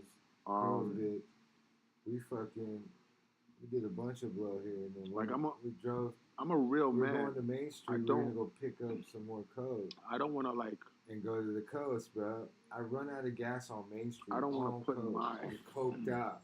I got all this shit in my truck. What you've seen on Love and Hip Hop for the past few years, I'm ready to go to the coast. Like it's very. And my little dash thing wasn't working. It's enhanced. My gauge. You know? I end up fucking. So I'm pushing the car on Main Street. It's entertainment. Bro. It's a show. I'm just pushing it. And I'm talking about from 10 years ago, 5 years ago. It may look like, hey, this is what you're seeing, but at the end of the day, she sits there. I'm on a camera and it's a call job. The Coke man, come pick but me up, this right here, you know, Like I said It before, was crazy, and then I should have just never went to Piswell. Filming. And my life would be so This is much real life. easier right now. And I don't want to go tit for tat. For real. I don't want to try to embarrass anybody. Whitney, stupid bitch. She's I want to just but she's be like, at a place she's really about like where now I notice she's like about when it's time for me to she just gets money see my kids or us come up with some sort of a she's schedule. laughing like that this schedule is you're set in tripping, place. You're not, I'm like, bitch, I'm fucking 34 years old. Nobody 33 or something. wants shit. to I'm on fucking create life and bring it into this world. And it's bad enough no this world license, already no is tags, screwed no up insurance. enough as it is. And my truck Nobody has wants no to create gas, life. And she's like, chill out, you're gonna bring be it into okay. this messed up world, and then It's okay if the cops come, they'll help you. just have more things No, going they on that won't. shouldn't be It's going like on they that will could be fucking avoided. get You know. You know. So how do you get the DUI over there? Over there. I want to be able to do We had just everything woken up. It was like that we I don't woke up remember at my night. We father stayed doing up all for night. me We woke up. when it comes to being a parent. And It's a lot. And like it was late, like 11 p.m. I'm sober not even too at this point. I man just drive to the or 7-Eleven. woman. This is about from being the hotel. in a position where you have a lot of eyes on you. I'm getting gas. And Somebody's getting pulled over. I'm staying when you there have to too live long. your life As I'm leaving, in front he was of waiting for me. millions of He was people, waiting and for me on some the people think street. they know So as you, I'm and passing, he they comes wanna and gets me, and then think that they could assess your situation more than you. I had an 8-ball in this right here. It does suck. A lot of people who are around me daily, they're like, "Yo, you are so strong. I don't know how you deal with it." And today is one of those days where I haven't been on my phone, and just to protect my mental health. That was that's way long ago though. Let's be real. Way longer ago. It's best for me to be that way. There's times where I took 6 months off of social media and had somebody else running my page just because I don't need to see everything going on. Nah, because I don't want to know everything going on. Like, if it's not my business, why do and I that's need a little to know? behind the scenes of mine. And especially like that being was black a and in the crazier black time, culture. You know what I mean? I just feel like a lot of us are just so caught up in gossip and drama, and I'm talking me personally, to the cops. I don't live my life like that. I don't like like I'm dangling my feet I don't on like the drama. tailgate. I'm just talking to the cops. I don't like seeing He's fighting. searching my truck. I don't want to be involved in rolled it. up dollar bills. You know, mind you, I am in the midst of my life. want to just I didn't live care. my Like, life. not that I didn't care. I was so be a I was father on it all the in time. peace, I rolled up dollar bills here and be able to co-parent in like, peace. You know, where's it at? I'm like, I don't have any. Life is short. Finally, every single day, he just takes the truck. We wake up. There is somebody who did not wake up. Searches my sock.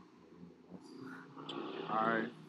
So, I want you to really I listen did to what get I a bunch said. of other charges. Every day that we wake so up I had to deal with is all a that. day that somebody else did not wake up. Yeah, man. Now I abide by all the laws, and I really respect. And I respect all the county laws. I love that shit. It's like we're taking life, we're taking things for granted. You know what I mean? And I say that just to say that me. So shout out to all the law enforcement out there, real talk, because that shit. I want to be a good person. I want to be a good father, and I just want to be happy in my own space. Like there's nothing else matters more than being happy, staying prayed up. But you know what I mean? Everybody gets their day with them. And just being comfortable. And you have to take it as a lesson. You know, things so I don't need to be excessive. I don't need to be making $100 million a year. Once my bills are paid and everything that needs to be covered that has to do with don't dwell on it. Just keep moving my family and things that I care about. I can care of nothing else matters. And it's not the scariest moment. It's just a moment. I just want to say, you know, I appreciate everybody who reached out to me. Yeah, it's like, oh, y'all want to fuck with me, you know, and like I just, that? All right. But there's lessons in everything. And my kid's mother. So. Like, I really mean this from the bottom of my heart. I want me and my children's mother to, like, we don't have to be.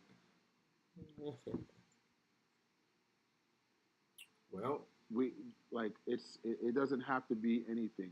I just want us to be able to set up A, B, C, and done, and that's it. you know, with a lot of things that, you know, I spoke about. People want to make their own assumptions, and there's some people who understand, some people who don't understand, some people who agree, some people who don't disagree. And I'm not here to explain myself to people over and over and over. I used to do that, and it's very draining, it's very stressful. My mother, she's still alive, and I'm grateful for that. I speak to people who, if you pay attention, like, you get the real say, shit, hey, you get the real comment. Be grateful. Well, I like that. That's that like you could the call your universe, mom. bro. I remember talking to one of my friends whose mom isn't here, and if you pay attention to the universe, it's talking to you. You know what I mean? Hell yeah. But yeah, we just out here, man. Yo, if you're in the chat, man, help a brother out. Being able to, and you know what I mean? Cash App's at the top. Your donation goes a long way. Pays the bills so we could bring you this content, man. And I know you want to see Safari talk about how he just wants peace and not legal fees, man. It is. That's my biggest fear. Don't care about nothing else. Shut the fuck up. That's what we don't care about. You know what I'm saying? You know what I mean? Oh shit, let's go in on MacWap. Without these ads.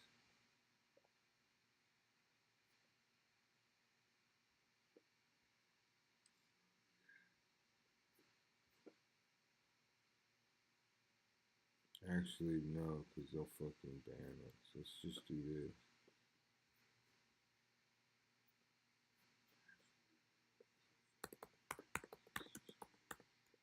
Jaguar Wright. That's what y'all really want to see, huh? Jaguar Wright talks about Diddy.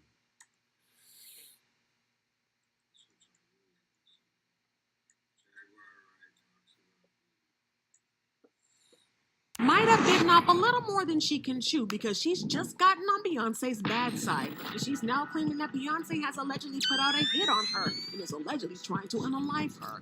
In case you missed it, Jaguar has been in an overdrive these past couple of weeks, exposing some tantalizing secrets about Beyonce and Jay-Z. Well, y'all know that Beyonce does not play when it comes to her man. So she's immediately went into defense and took legal action against Jaguar. But Jaguar is now claiming that not only did Beyonce do that, but she's also allegedly hired people to unalive her, to silence her completely. Y'all, the situation is about to get messy because Jaguar did her thing and pulled up with receipts. Jaguar got all the way up to Piers Morgan TV, bro. Like, that's like CNN. That's crazy. Being honest, we all kind of saw this coming because Jaguar has been running her mouth for a long time. Her comments have been outrageous, to say the very least, but fans are convinced that there was a lot of truth to what she's saying. A lot of fans expected her to face multiple lawsuits, slander, defamation, cease and desist orders, essentially the kind of legal action that would make it difficult for her in her life. However, according to her bodyguard, Jay-Z chose to avoid the legal confrontation.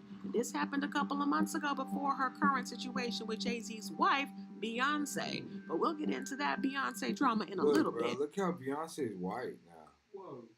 That's crazy, huh? She's bad. But why is she a white girl now? She was black. She used to be black. That's white. She looks hella white to me. So it's some deep Illuminati shit going on. According to the bodyguard, Jay-Z allegedly planned to have Jaguar jumped instead of filing a lawsuit because pursuing a case against her would only draw unwanted attention and raise questions about whether he was trying to silence Jaguar because of her knowledge of sensitive information. Jay-Z allegedly took it a far more extreme route and attempted to have Jaguar eliminated to keep her quiet. Given her history of exposing celebrities, especially the Carters, this latest development couldn't be all that surprising. Let's not forget that Jaguar was the first to call out both Jay-Z and Diddy. From Diddy's questionable business practices to his extreme treatment of women, she didn't even hold back and spill all the details. Well, Jaguar also did her research on Jay-Z, digging deep into his web of questionable connections within the industry, and including his weird friendship with R. Kelly. She even claimed that Jay-Z allegedly helped cover up some of R. Kelly's more shady activities. And Jaguar started the pot further by suggesting that Jay-Z might have been aware of R. Kelly's disturbing behavior long before it became public knowledge, but chose to turn a blind eye because of the bro code. Then there was this infamous scandal involving R. Kelly's allegedly falsifying documents to marry Aaliyah when she was just 15, while he was nearly 30. Despite all that controversy, Jay-Z didn't exactly distance himself from R. Kelly. They continued to collaborate on music and even went on tour together, which raised plenty of eyebrows for obvious reasons. Working with R. Kelly, and they were making so many records together. You know, they made all those records together. They both fucked Aaliyah. They shared so much in common.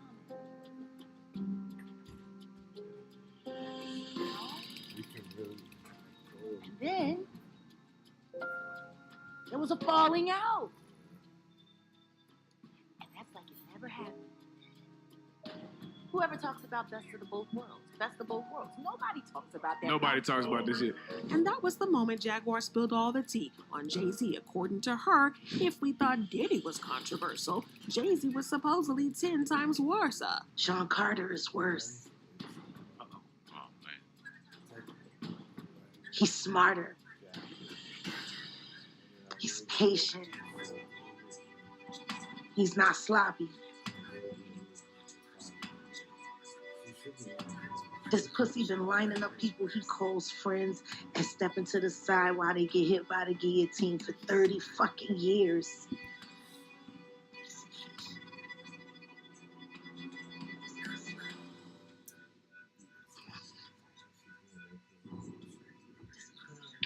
He's fucking worse. Well, Jaguar didn't mince words when it came to... Okay, fight. You know what I mean? She said she didn't.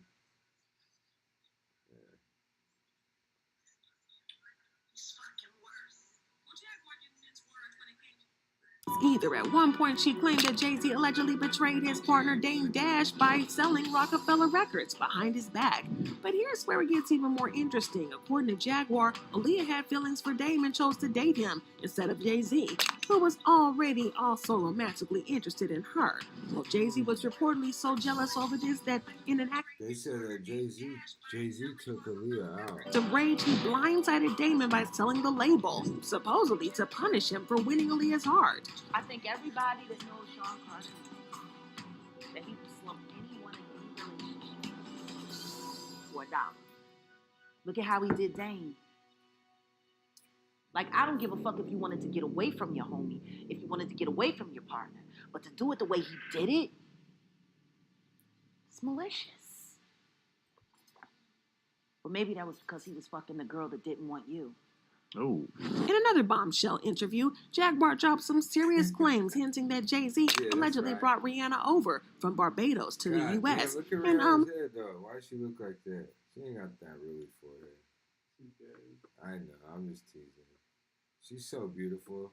let's just say she wasn't just sightseeing as a teenager because something shady was going on. Who discovered Rihanna? 3 a.m. in the morning in a hotel on the island where she comes from, with no parental supervision. Oh. Then she was put on a private plane. Wait, a minor. What? You mean Jay-Z fucked Diddy? I mean Jay-Z fucked Rihanna as a minor? That's crazy. That shit gonna come out, man. You better watch that. Without parental supervision. And she ended up in a boardroom with Mr. Khan. Without parental supervision. Y'all got young children. Would you just let your daughter leave and go to a whole other country with some motherfucking niggas you don't know? No. Doing talent shows at 3 a.m.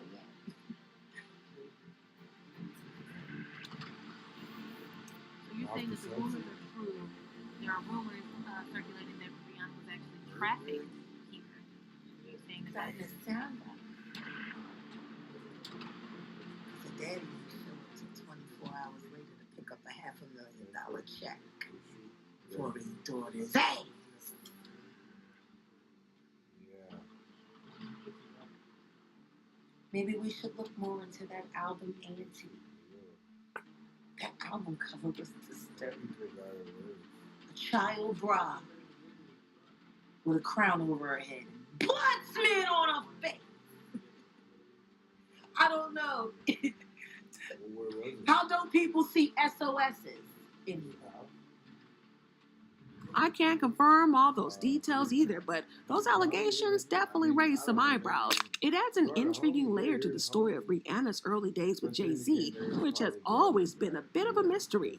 At just 16, Rihanna flew from Barbados to the U.S. alone for an audition with Jay-Z and L.A. Reid. She impressed them so much that L.A. Reid insisted Jay-Z sign her on the spot, recognizing her potential to be a superstar. The narrative is often spun as a heartwarming tale of Jay-Z discovering a raw talent and making a late-night push to sign her. But the reality, according to Rihanna herself, seems far from the fairy tale version. She also claimed that Jay-Z even threatened her during the negotiations, reportedly warning that he might throw her out of his 27th floor office window if she didn't sign the 6th album deal with Def Jam. So nervous. I was shaking literally. But the moment I walked into the office, the atmosphere was so warm and welcoming. You had to sing a cappella for him? Yes, I had to sing. I sang Fun to Replay. I sang another ballad for the album. Last time. So then what did he say to you? He said something to you. Oh, yes. He said, we don't sing songs here. We sing artists. And there was this little pause. And I was nervous. But then he said, and we're interested.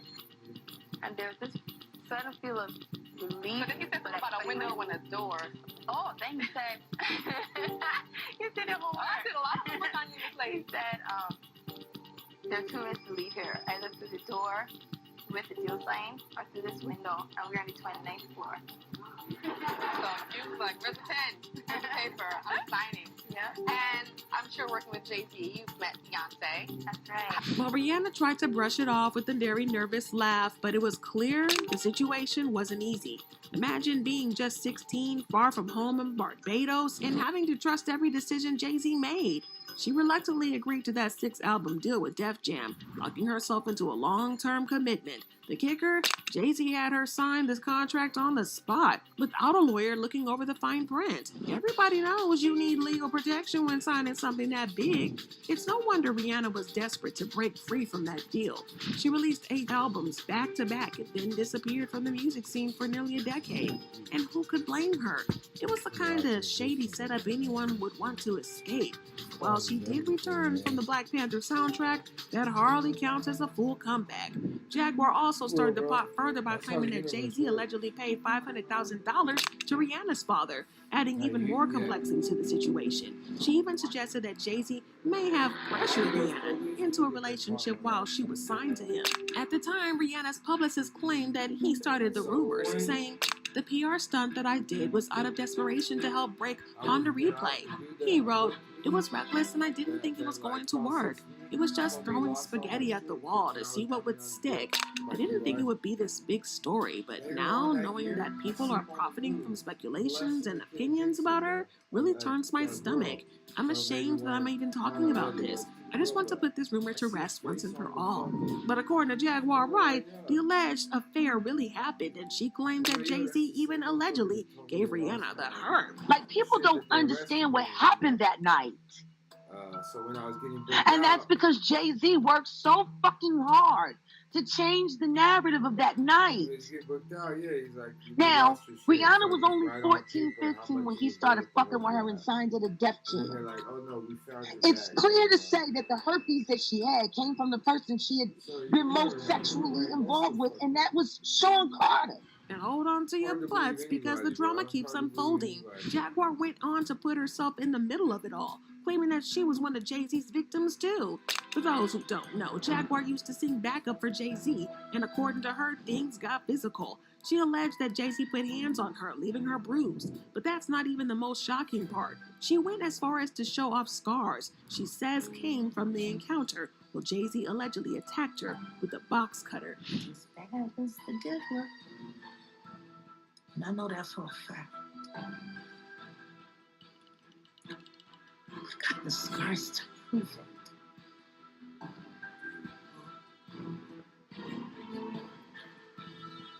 it.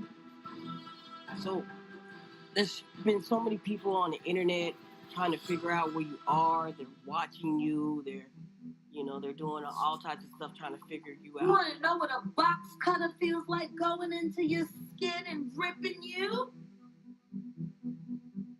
I'll tell you how it feels.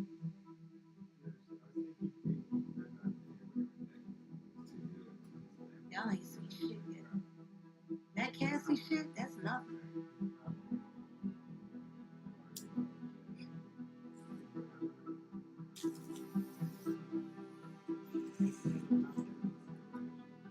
So are you trying to say like Jay-Z put hands on you? He probably does. That's what Sean Carter remembers everything he did to me. He's got you could tell. Let's be real. When they're like just like Diddy. Y'all, it's no wonder that she hates the Carters. Now, this is where it gets interesting. A few months ago, Jaguar got arrested by the police. Just days before her arrest, Jaguar hinted at having some old footage of Jay-Z acting all high and mighty, allegedly using his past to intimidate people into silence. She teased that these clips would expose a whole new side of him, claiming that she was ready to release the footage and finally take Jay-Z down once and for all. Usually they're like, don't make you break it or don't So for him to go after just the car, like you could tell why didn't he just tell you break the ball?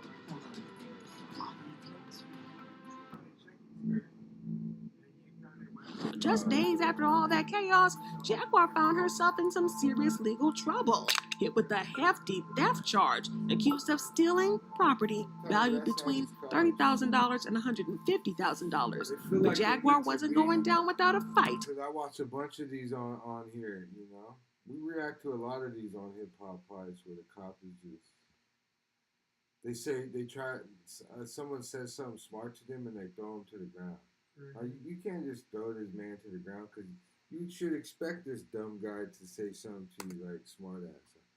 You can't just use your force because you made me mad. Like that's. She claimed the whole thing was a setup, pointing fingers at some Hollywood's biggest players, especially Jay-Z, accusing him of trying to silence her once and for all.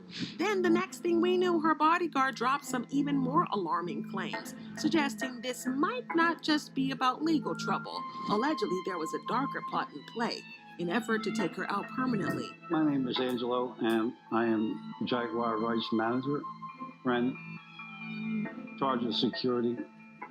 I grew up with Jag in Philly, living most of my life on the Italian market, and the job is to keep Jaguar alive as long as possible, by any means possible, because the people that want to take her down happen to have a lot of power, and that's pretty sad.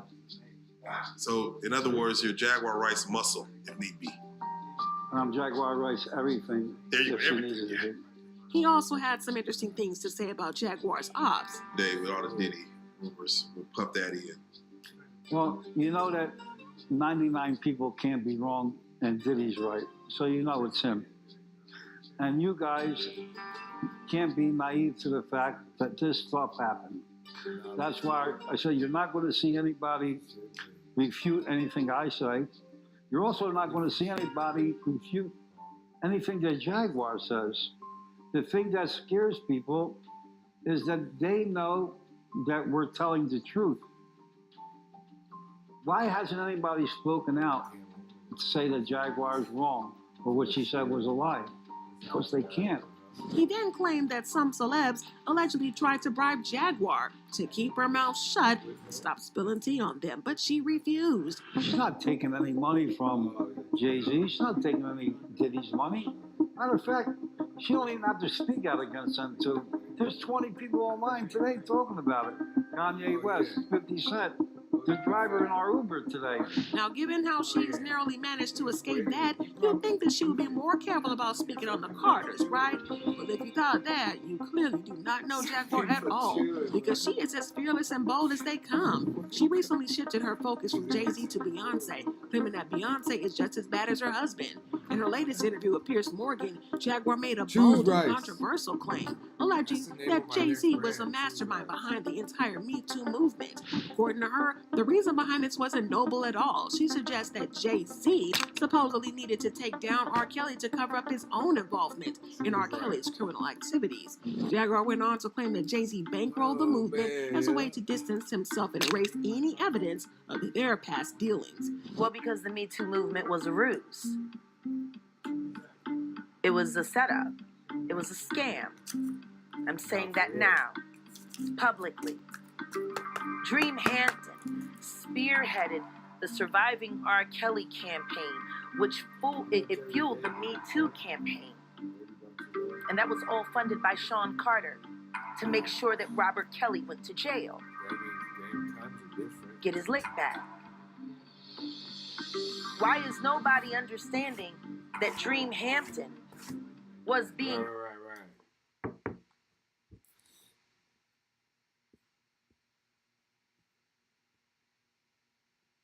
Even not, here's the thing. I could put the find my name, and as long as it's my name, it's guaranteed to come back. And ran by Sean Carter. They were able to go and get all of these witnesses because he was there with Robert Kelly. How does Jay-Z sit down with Gayle King and she not ask him one question about the intersection between him and Aaliyah and Robert Kelly?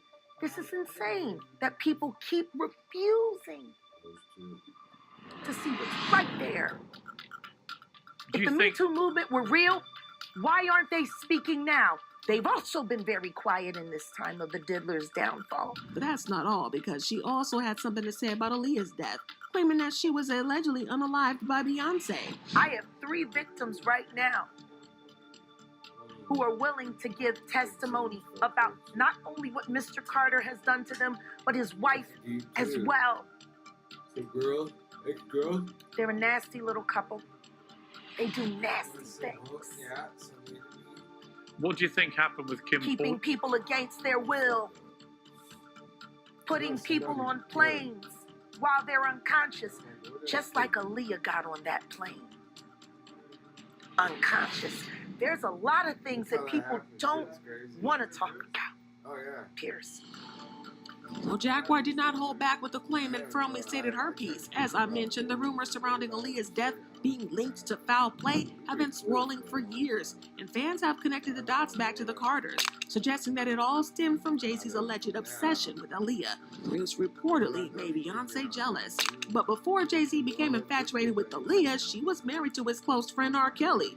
Yes, the same R. Kelly that Jaguar accused Jay-Z of setting out to take down.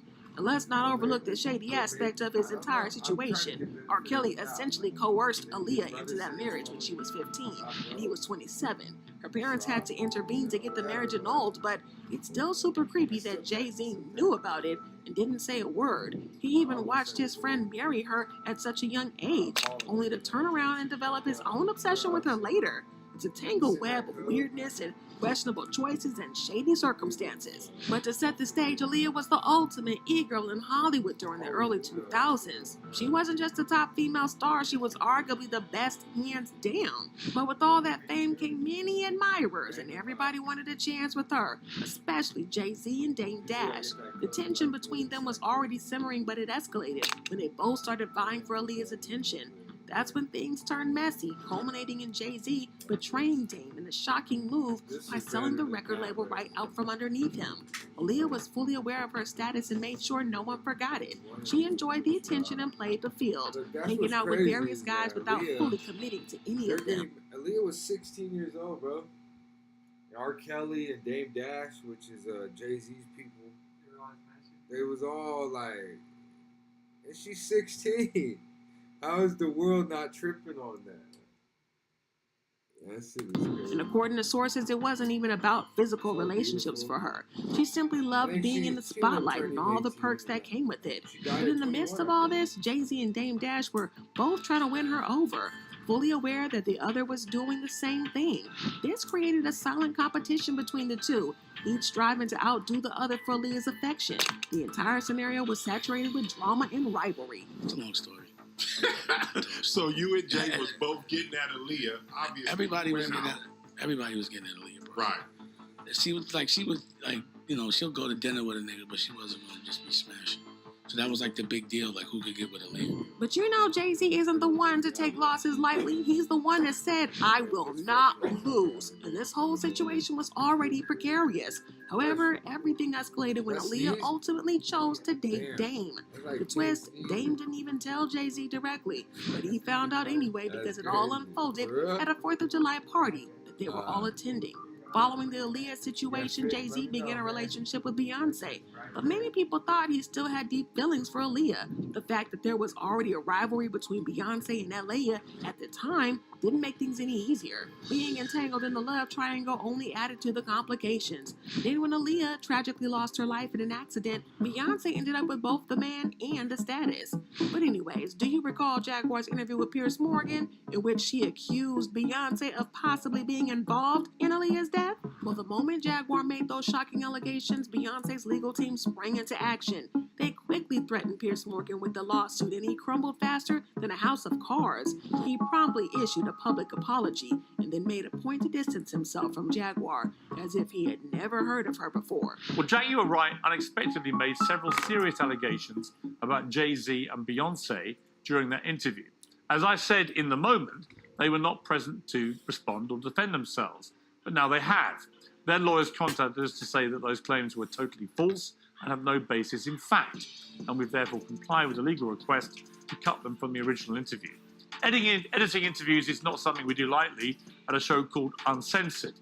But, like the proverbial cries of fire in a crowded theatre, there are legal limits on us too.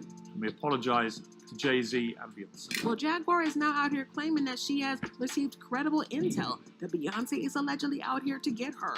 And as That's wild.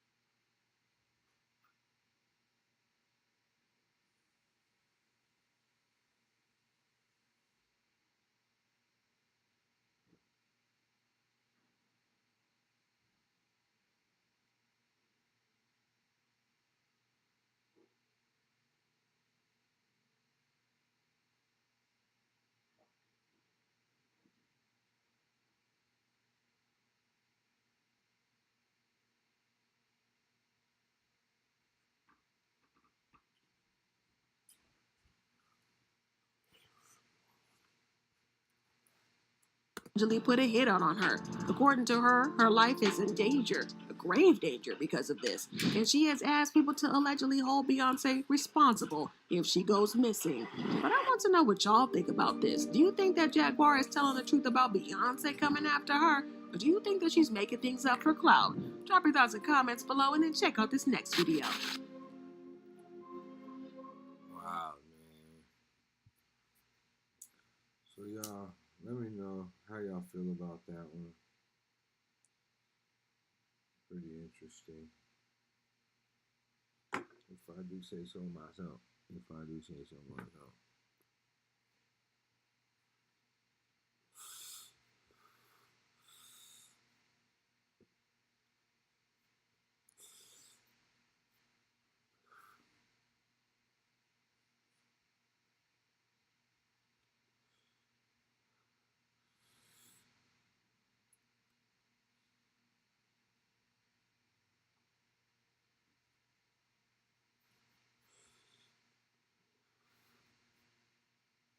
Feel for that. She fit in here. I mean, she's in there. Oh, she's in there.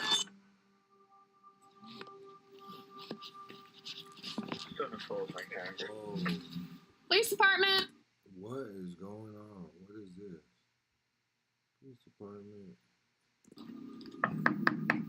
Police department. Hi, how's it going? Are you Patricia? No, I'm her daughter. This is 50-year-old Carol Ray. She lives with her mother, Patricia, and her 3-year-old daughter. Oh, no. Is Patricia here? No, she's not here. No, she's with her sister. Okay, I'm just asking because someone was worried they didn't know where she was at. My son John and him and her are having a little bit of a tiff because he owes her quite a bit of money. And he's been trying to call her for 24 hours now. And I gave her the message yesterday. This made sense to the cops. Carol's mother, Patricia, didn't want to deal with her greedy grandson and decided to move out and ignore him. Or at least that's what Carol claimed, because at this point, police are completely unaware of the horrifying secrets that lie just feet away from them inside the house. And over the course of the next few days, this simple missing persons report would turn into, hands down, the most gruesome and disturbing case that they had ever What did we just stumble upon? worked on. And then I get a text message from Carol's mom, but it doesn't read like Carol's mom. My grandma just texted me again. Okay. And there were cops to my house again. My grandma's not at the house. It's clear that you're not telling us the truth. Where is she at, Carol? Oh, shit, chat. Where's Carol?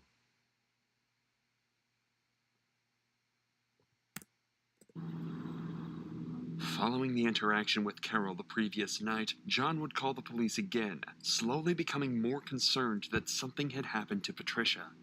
So at 11 a.m. on January 22nd, officers would arrive at Carol's house for a second time with the intent to find a conclusive answer to John's worries. Grandma's Patricia. Mom is Carol.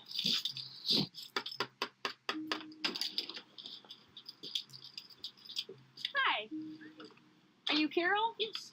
Is Patricia here? No, she's not. She's getting her B12 shot or something like that with Dr. Positive. It's not written down anywhere in here?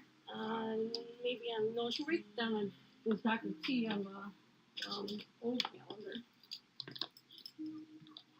This little girl. This is my daughter, Allison, her granddaughter. Hi. Oh, okay. Does she live here with you? Yeah, we live Your grandma? Yeah. Or your My mom? mother. Sorry. Yeah, she's been staying over at her sister's house for a couple of days because we just got diagnosed with pneumonia. Oh, shit. She's lying through the Got teeth. home from the hospital. I had diverticulitis that ruptured. Okay. So She's back here though, staying here primarily now? clothes. I mean, all of her clothes and everything are here. She came by yesterday, and she was here not last night, but night before last, and she was here yesterday until about 5 p.m. and picked up her medications and a fresh change of clothes and stuff like that. Okay. The only reason we're here is because your children are concerned about your grandma. My son John, he sent you guys over last night, which I contacted my mother about, and she had a fit, and I was going to go down to the Lisbon Police Department today about it. Well, there's a little bit of a financial money issue between my mother and my oldest son John. Okay. And he borrows a lot of money from her and doesn't repay it. He's got a truck in the backyard she bought him, a car in the garage that she bought him that she took back because he won't pay the insurance on it. So where is she? My mom is a very finicky woman, so she got pissy about that. Now, when I goddamn ready to call him, I got things to take care of. Right. Okay. My mom. How old's your mom? I said she's 69 this year. Based on Carol's story, Patricia is back living at her house and is currently at the doctor's office getting a monthly shot. Everything lines up. Patricia temporarily stopped communicating with John due to a financial dispute. However, John, being a caring grandchild, got worried something more sinister was at play. It seems like it was just miscommunication. However, officers decide to get all of Patricia's information and check her room just to ensure nothing's off. All right. Where's her room here? And it's right back here. Can we just look at it? Yeah, if you want to see where her clothes are and everything. You want to show them where Grandma us? I'm sorry, baby. You want to show them where Grandma B's room is? Her room is the last one on the right. Allison's is the first one on the left here. We were letting Allie sleep in this bedroom since Grandma B spent the night right in here so that she can have her stuff on. All my mom stuff. And all her clothes are in there? All my mom stuff is right there. Fresh clothes that she just washed. Okay. All right. We're good. We get the call, you know, and then there's one side of the story, and then there's the other. So if he's got everyone worked out, like he Damn, she looks scary too. She looks like a skeleton. call, someone else might call, and you don't want us showing up here a million times. So we want to just see her in person. Hey, you're fine. That's all we need to do. Okay? Alrighty. Alrighty. Thank you. You're welcome. Have a good day. The officers have one simple task to wrap this case up. Simply confirm Patricia is okay with their own eyes. To do this, Officer Pelt decides to call the doctor's office where Patricia is apparently being treated. However, the call doesn't go as planned. Hi, this is Casey from Woods Cardiology. How can I help you? Hi, this is Officer Pelt with the Roseville Police Department. I'm just calling because I believe you have a patient in your office by the name of Patricia Bennett. And she has some family members that are concerned about her and are trying to just make sure she's there. Nope. She's not here. They might have got the date mixed up. Her appointment is February the 13th. But I'm gonna go ahead and ask a couple of my colleagues just to make sure, like, did she come here or anything Or like is that? she planning on coming there? Nope. She's not supposed to be in today. Nobody's seen, like, she hasn't come in yet or anything like that. But we can watch out and contact you.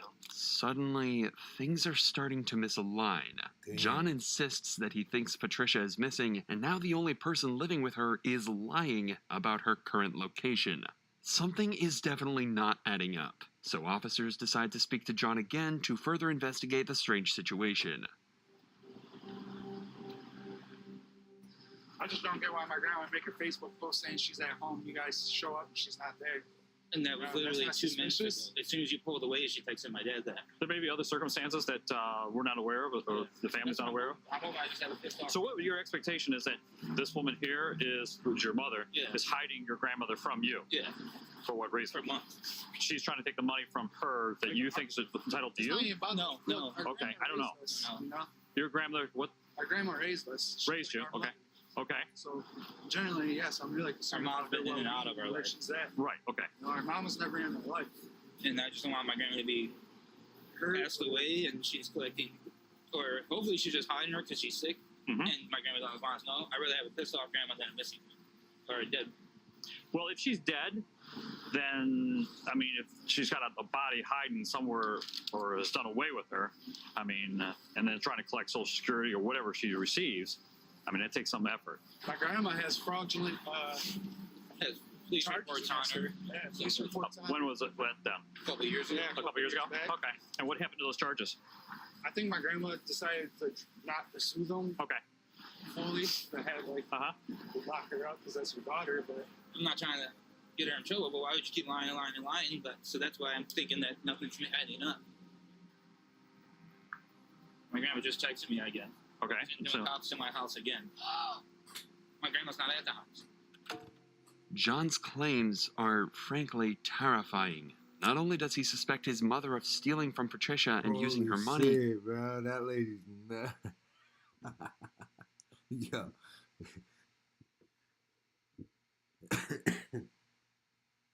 That's crazy. She just texted her son posing as her grandma, as her mom, their grandmother, saying, don't send the cops. But he thinks she may have even murdered her.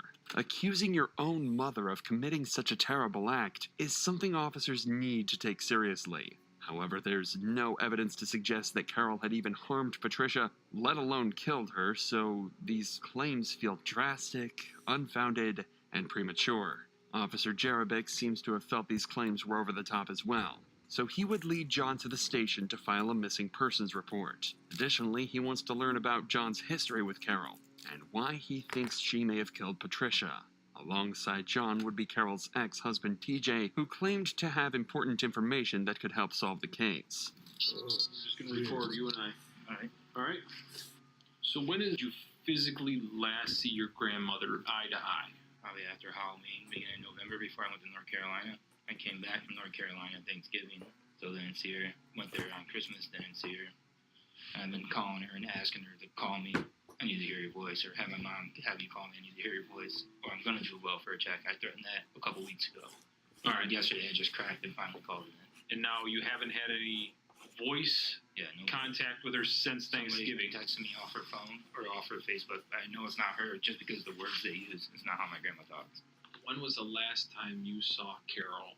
Last time I saw Carol, period. Not Carol, Patricia. Oh, okay. I'm like every time I drop my dog off. yeah. We're like Patricia. Patricia. Contact with Patricia, yes. Yeah, it was around. Damn, they're both saying Halloween time.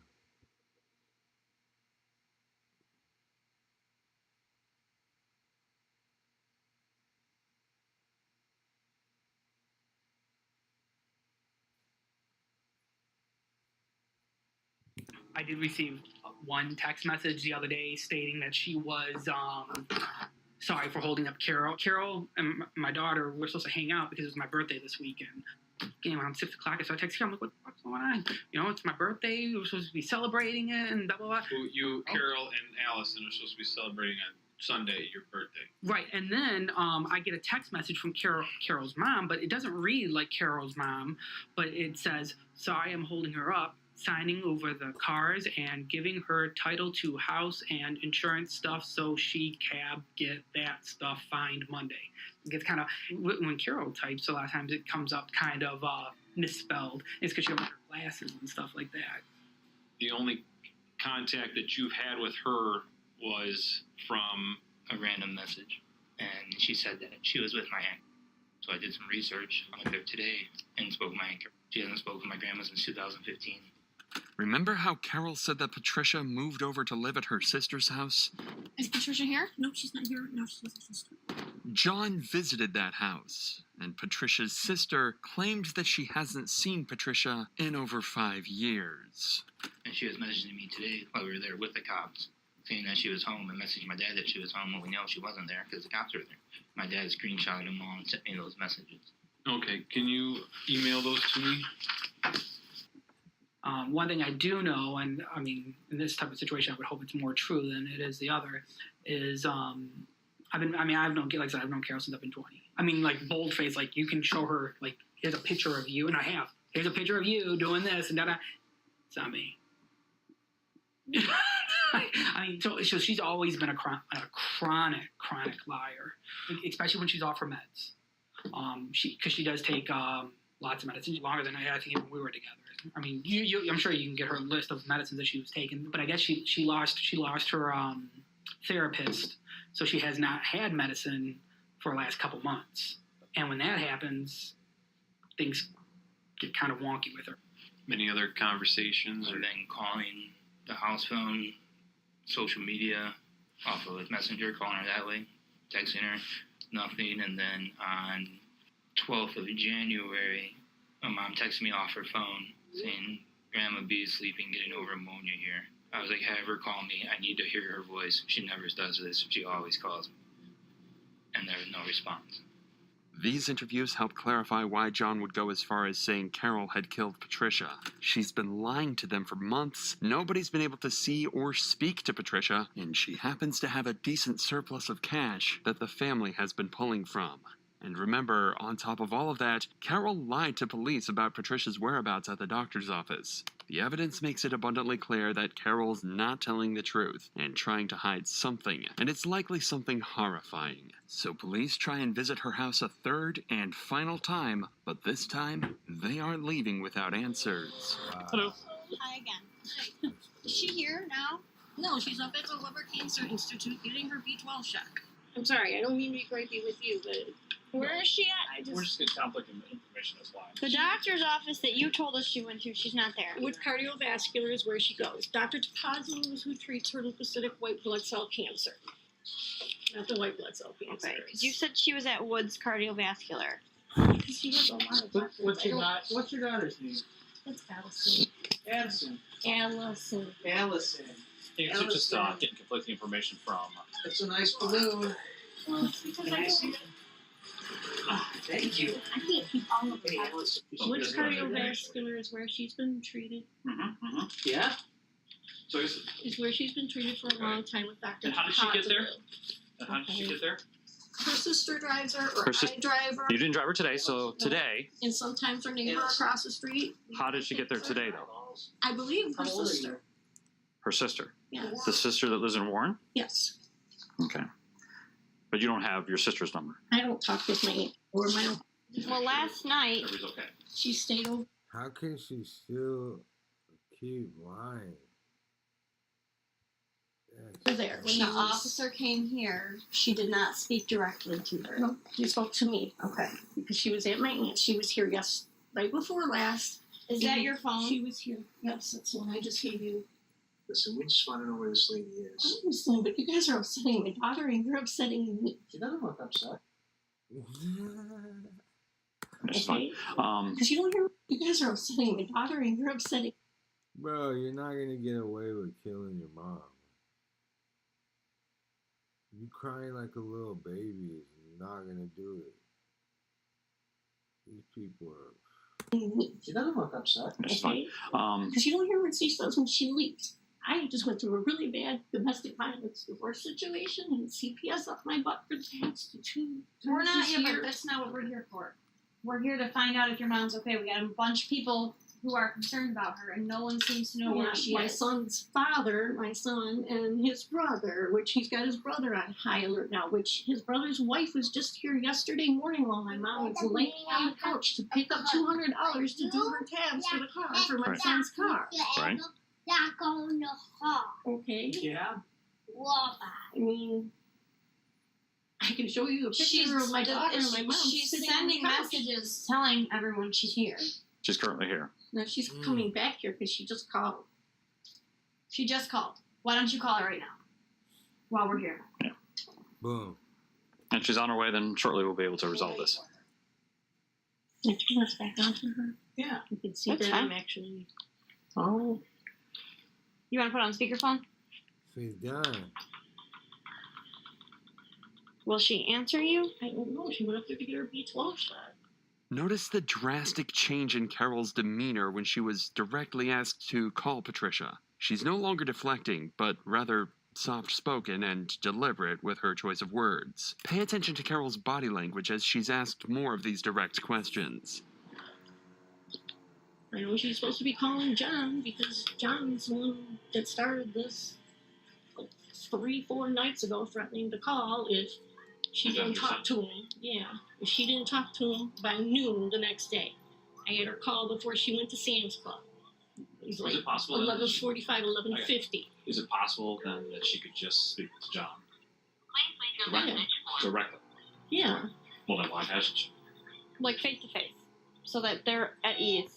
She's not answering. We're sending messages to Do each you want other. to call her again? And we were just concerned.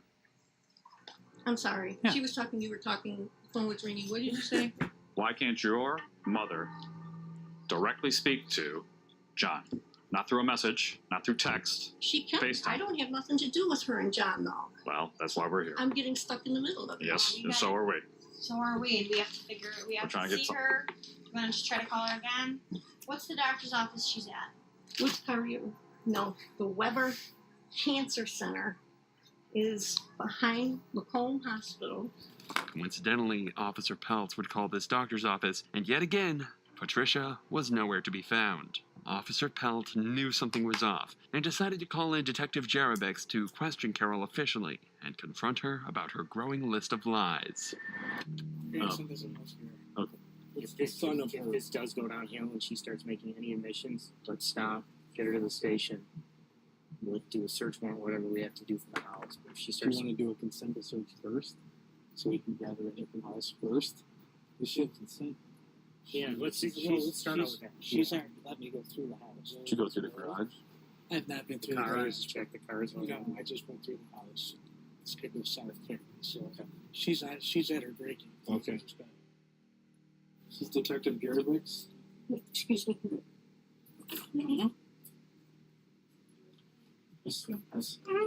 Hi.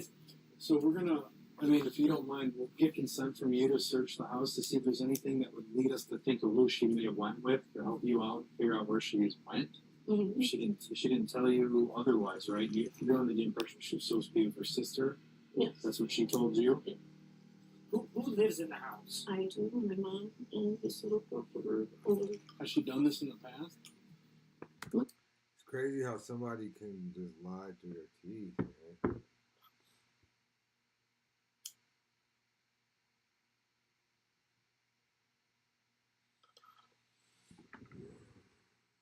No, it doesn't tell anybody what she does. And your son seemed pretty concerned that she was in there. What's on John? Yeah. Yeah. But she tells you that she's with her sister. That's got me. It's concerning, correct? That's got me worried. I'm not worried, but aggravated. She's not answering her phone calls. The people that she says she's with, she's not. Mm-hmm. That's got me concerning. aggravated. I won't feel right if I leave this house without looking for anything that points in the right direction. Mhm. I want to do my job properly and make sure that. And I guarantee when she walks back in this door and she finds out that I searched for her stuff to help try to find her, she's probably gonna be okay with it because that's what most people would be okay with, correct? I'll open up her bedroom door so you can see her stuff or whatever. I'll unlock the car for you so you can look at it and whatever, or whatever you want to do. I don't want to sign anything and get in trouble. Okay. There's all of her things. Okay. When your mom left, did she take like a toothbrush, a bag of clothes? Like she was spending the night anywhere? Well, she's a person. And her coat and things. Yeah, does she normally sleep over people's house without? Well, she does. She did this time. And she has in the past. Puzzles, So right? she does have. She's still. 498, 499, 500. Let's go heavy. Looking strong, Nick. Last night's red one was a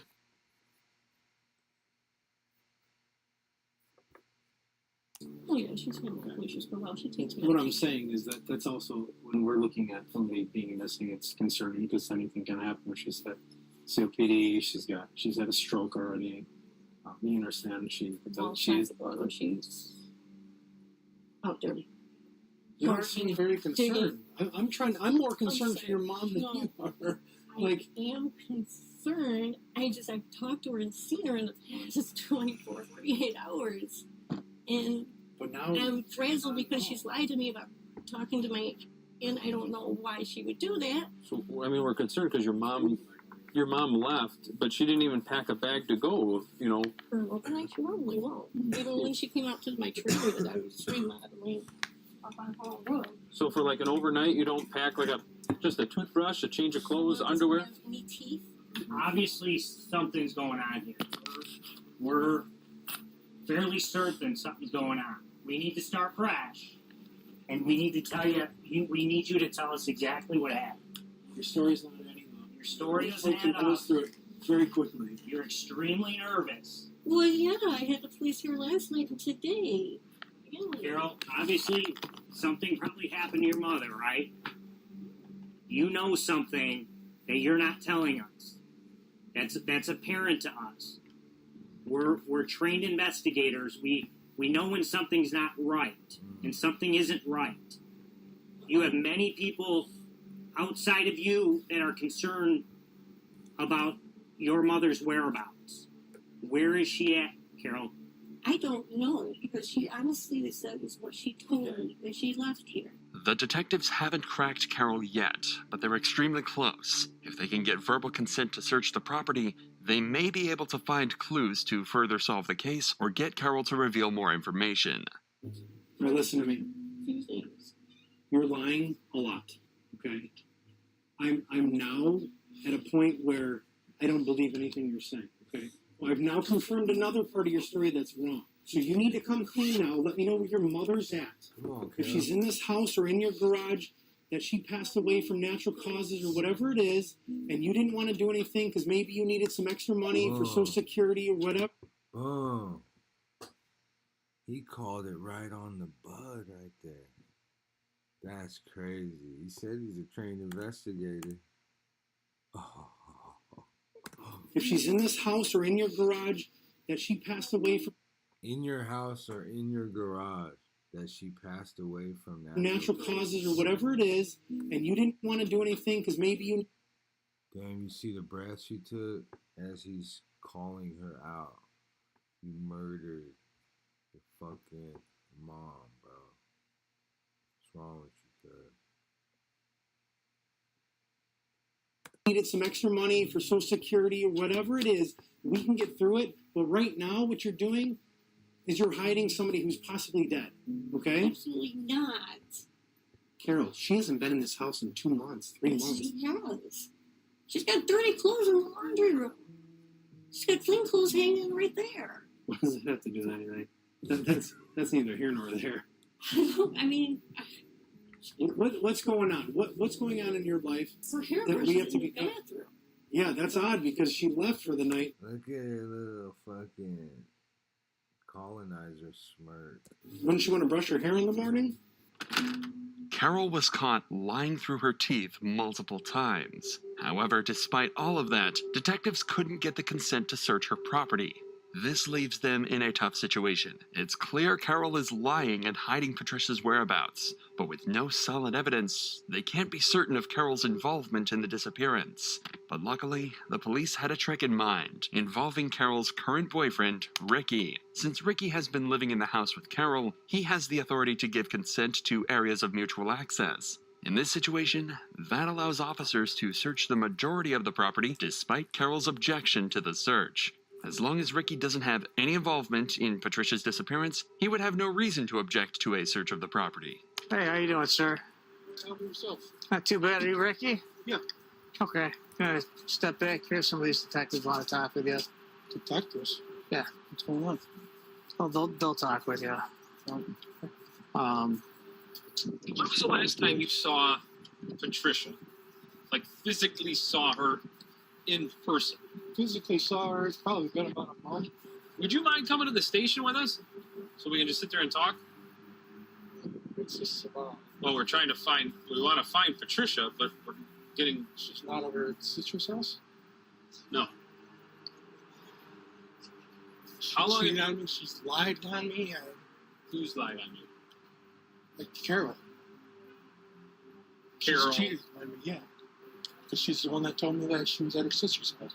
Thankfully, it seems as though Ricky has no idea of the crimes. More importantly, he would agree to a search of the property, granting them access to most of the home. If they discover anything serious, they'll need a search warrant to investigate it further, but a cursory look around the property is now fully legal.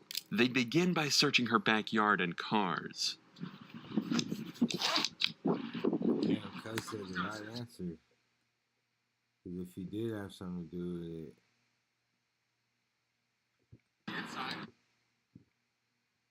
He said the answer is to get him out. Who's with her? But I'm sure, I don't know. Let's be real. I don't know if he had anything to do with it, but. Help. Huh? Help's with her. Help's with her.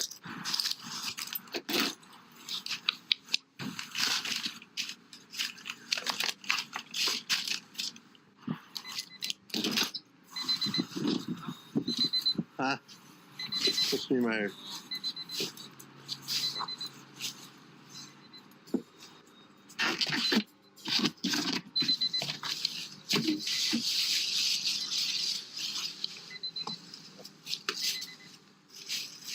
After coming up empty in the backyard, they check the last remaining spot. Carol's garage. Boyfriend's here.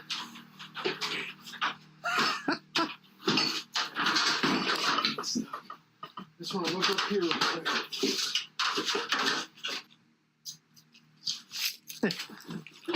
You open that? She fit in here. I mean... Ooh, bloody. Oh. Alright.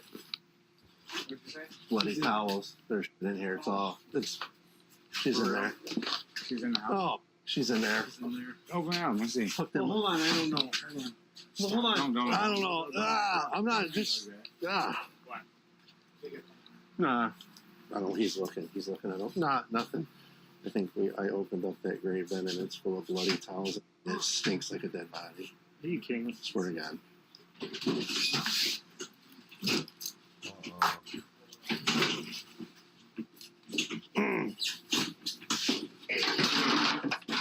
Yeah, get the search warrant. Huh? For what? If it's in there, Bodeker wants us. For what?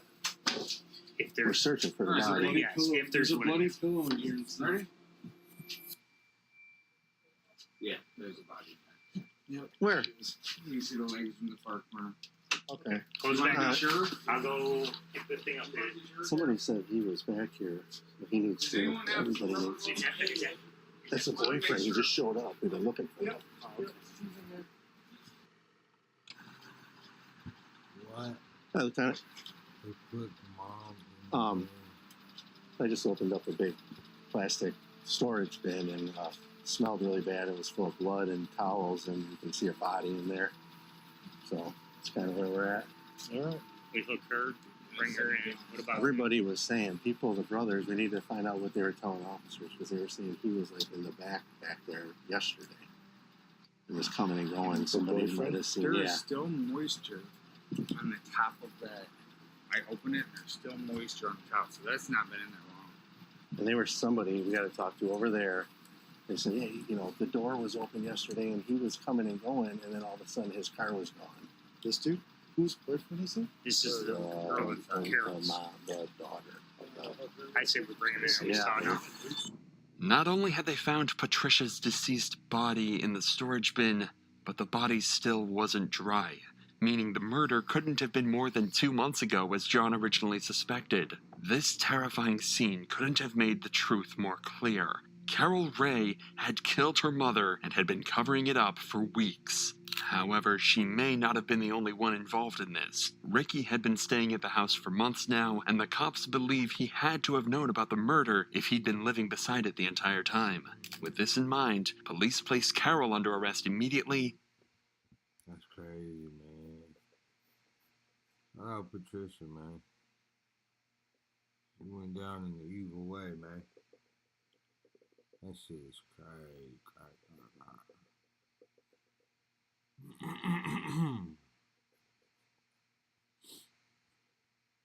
Ricky, too. Carol, go ahead and stand up for me. Your Uncle James got your back, okay? I think you know why we're going, but I suggest you think about what you need to tell us, okay? I might have my knife on me over there. Following Carol and Ricky's arrest, both would sit in a jail cell while they waited for detectives to arrive at the station. Multiple hours later, they would bring Carol in for her first interrogation. Obviously, Carol, we're here to talk to you about what's going on here. The further we let this keep rolling, the further it's going to get without you being able to, shed some light on this, okay? The goal for this interrogation is not to get Carol to confess, because she obviously did it, but to determine a motive. Is keep rolling. Carol in for her first for detectives to arrive at the station. Multiple hours later, they would bring Carol in for her first interrogation. Obviously, Carol, we're here to talk to you about what's going on here. The further we let this keep rolling, the further it's going to get without you being able to, shed some light on this, okay? The goal for this interrogation is not to get Carol to confess, because she obviously did it, but to determine a motive and figure out if Ricky was also involved. If I say something and it comes out wrong or something like that, because it was an accident, I'm doing her, so if I explain process. You explain the truth, and it will come out as the truth. I don't believe someone. I can't give you advice, but if you want to tell your story, you can tell it how it is. I don't have to ask you any questions. If you want to get it out, you can do that. At the same time, once I tell you your rights, if you don't want to talk, you don't have to talk. At night, we were sleeping between 1 a.m. and 4 a.m. in the morning, and I heard loud banging. My daughter and I were sleeping, and I was in the back, and my mom was sleeping on the couch. Anyway, there was a big crash, and it sounded like someone was breaking through the glass window or breaking down the door in the living room. I grabbed my gun, and we were running down the hallway, and had my finger on the trigger like an idiot. When I went, not running, but walking fast down the hallway, and I hit with my right foot to the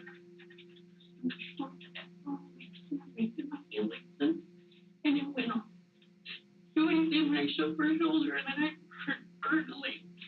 And I screamed, Mom, pulled her on the floor, and I noticed that she had blood coming out of her house by somebody had broken the window or something like that. There was a huge loud crash.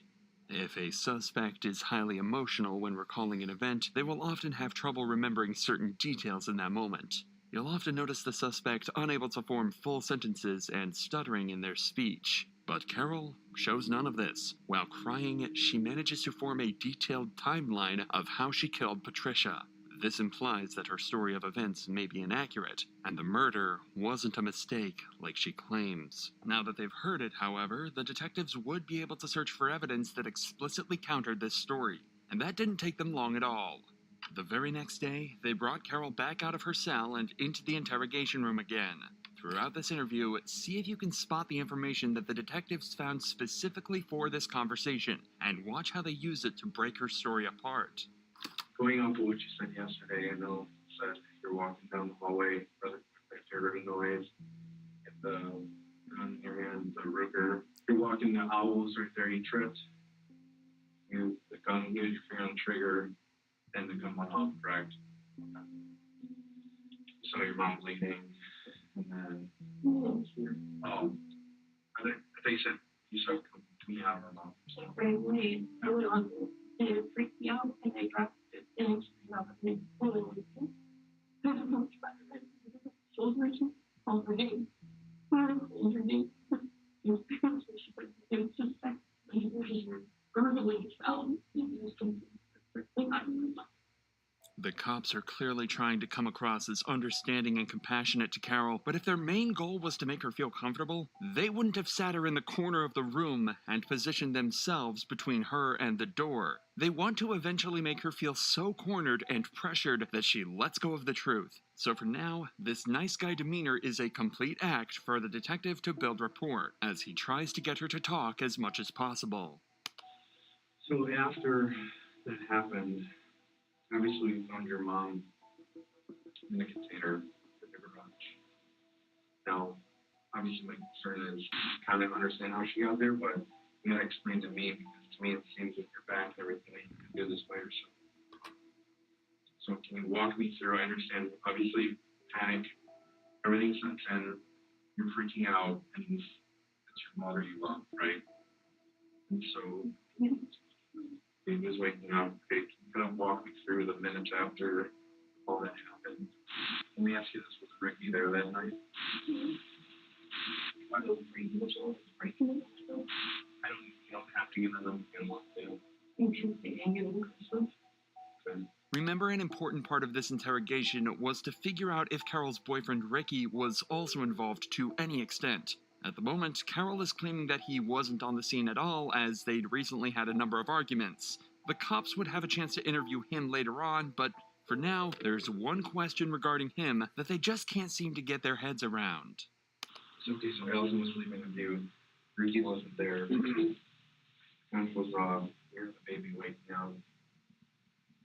What happened next? Did you leave your mom on the couch? Did you move her somewhere else? I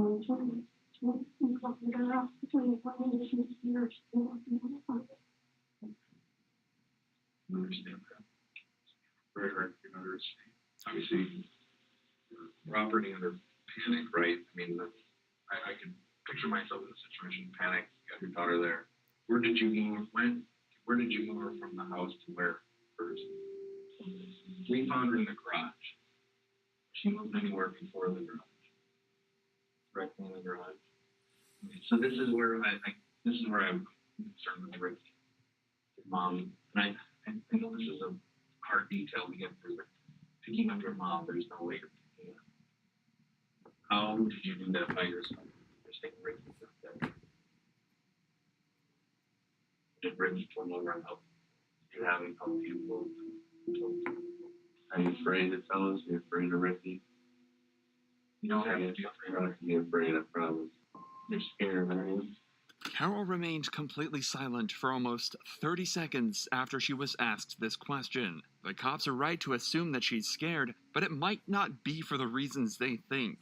She could be scared of Ricky and the consequences of implicating him in the crime, but she could also be terrified of the situation she's in. She's going to jail for a very long time. There's no escaping that anymore, and that's a scary reality for her. Whatever the reason is, though, the cops are still doing their best to give her a moral excuse or justification for what she did, so she'll talk a little more. She panicked, and anyone would have done the same. The best thing she can do to make things right is to tell them exactly what happened.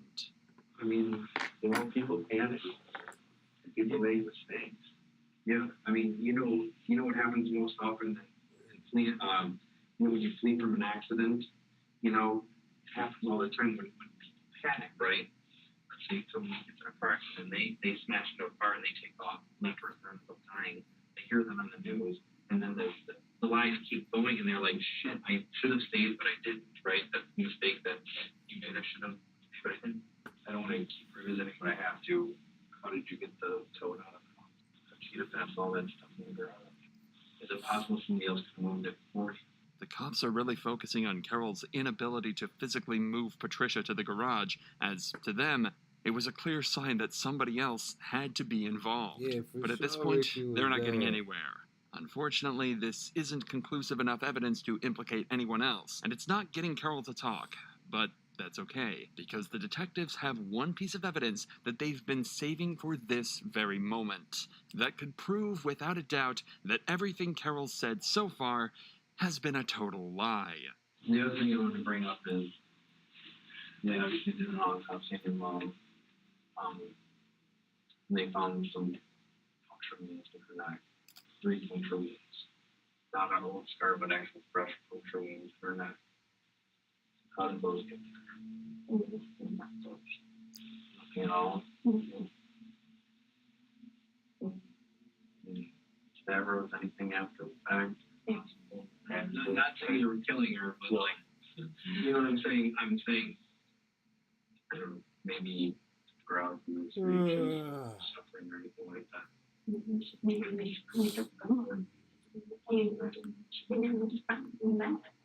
Because here's what I don't want to get caught up. Is that once they tell us exactly how deep they were, if it was a cause of death, or should get a cause of death, it'd be really bad. We have to get everything out here now to try to do something with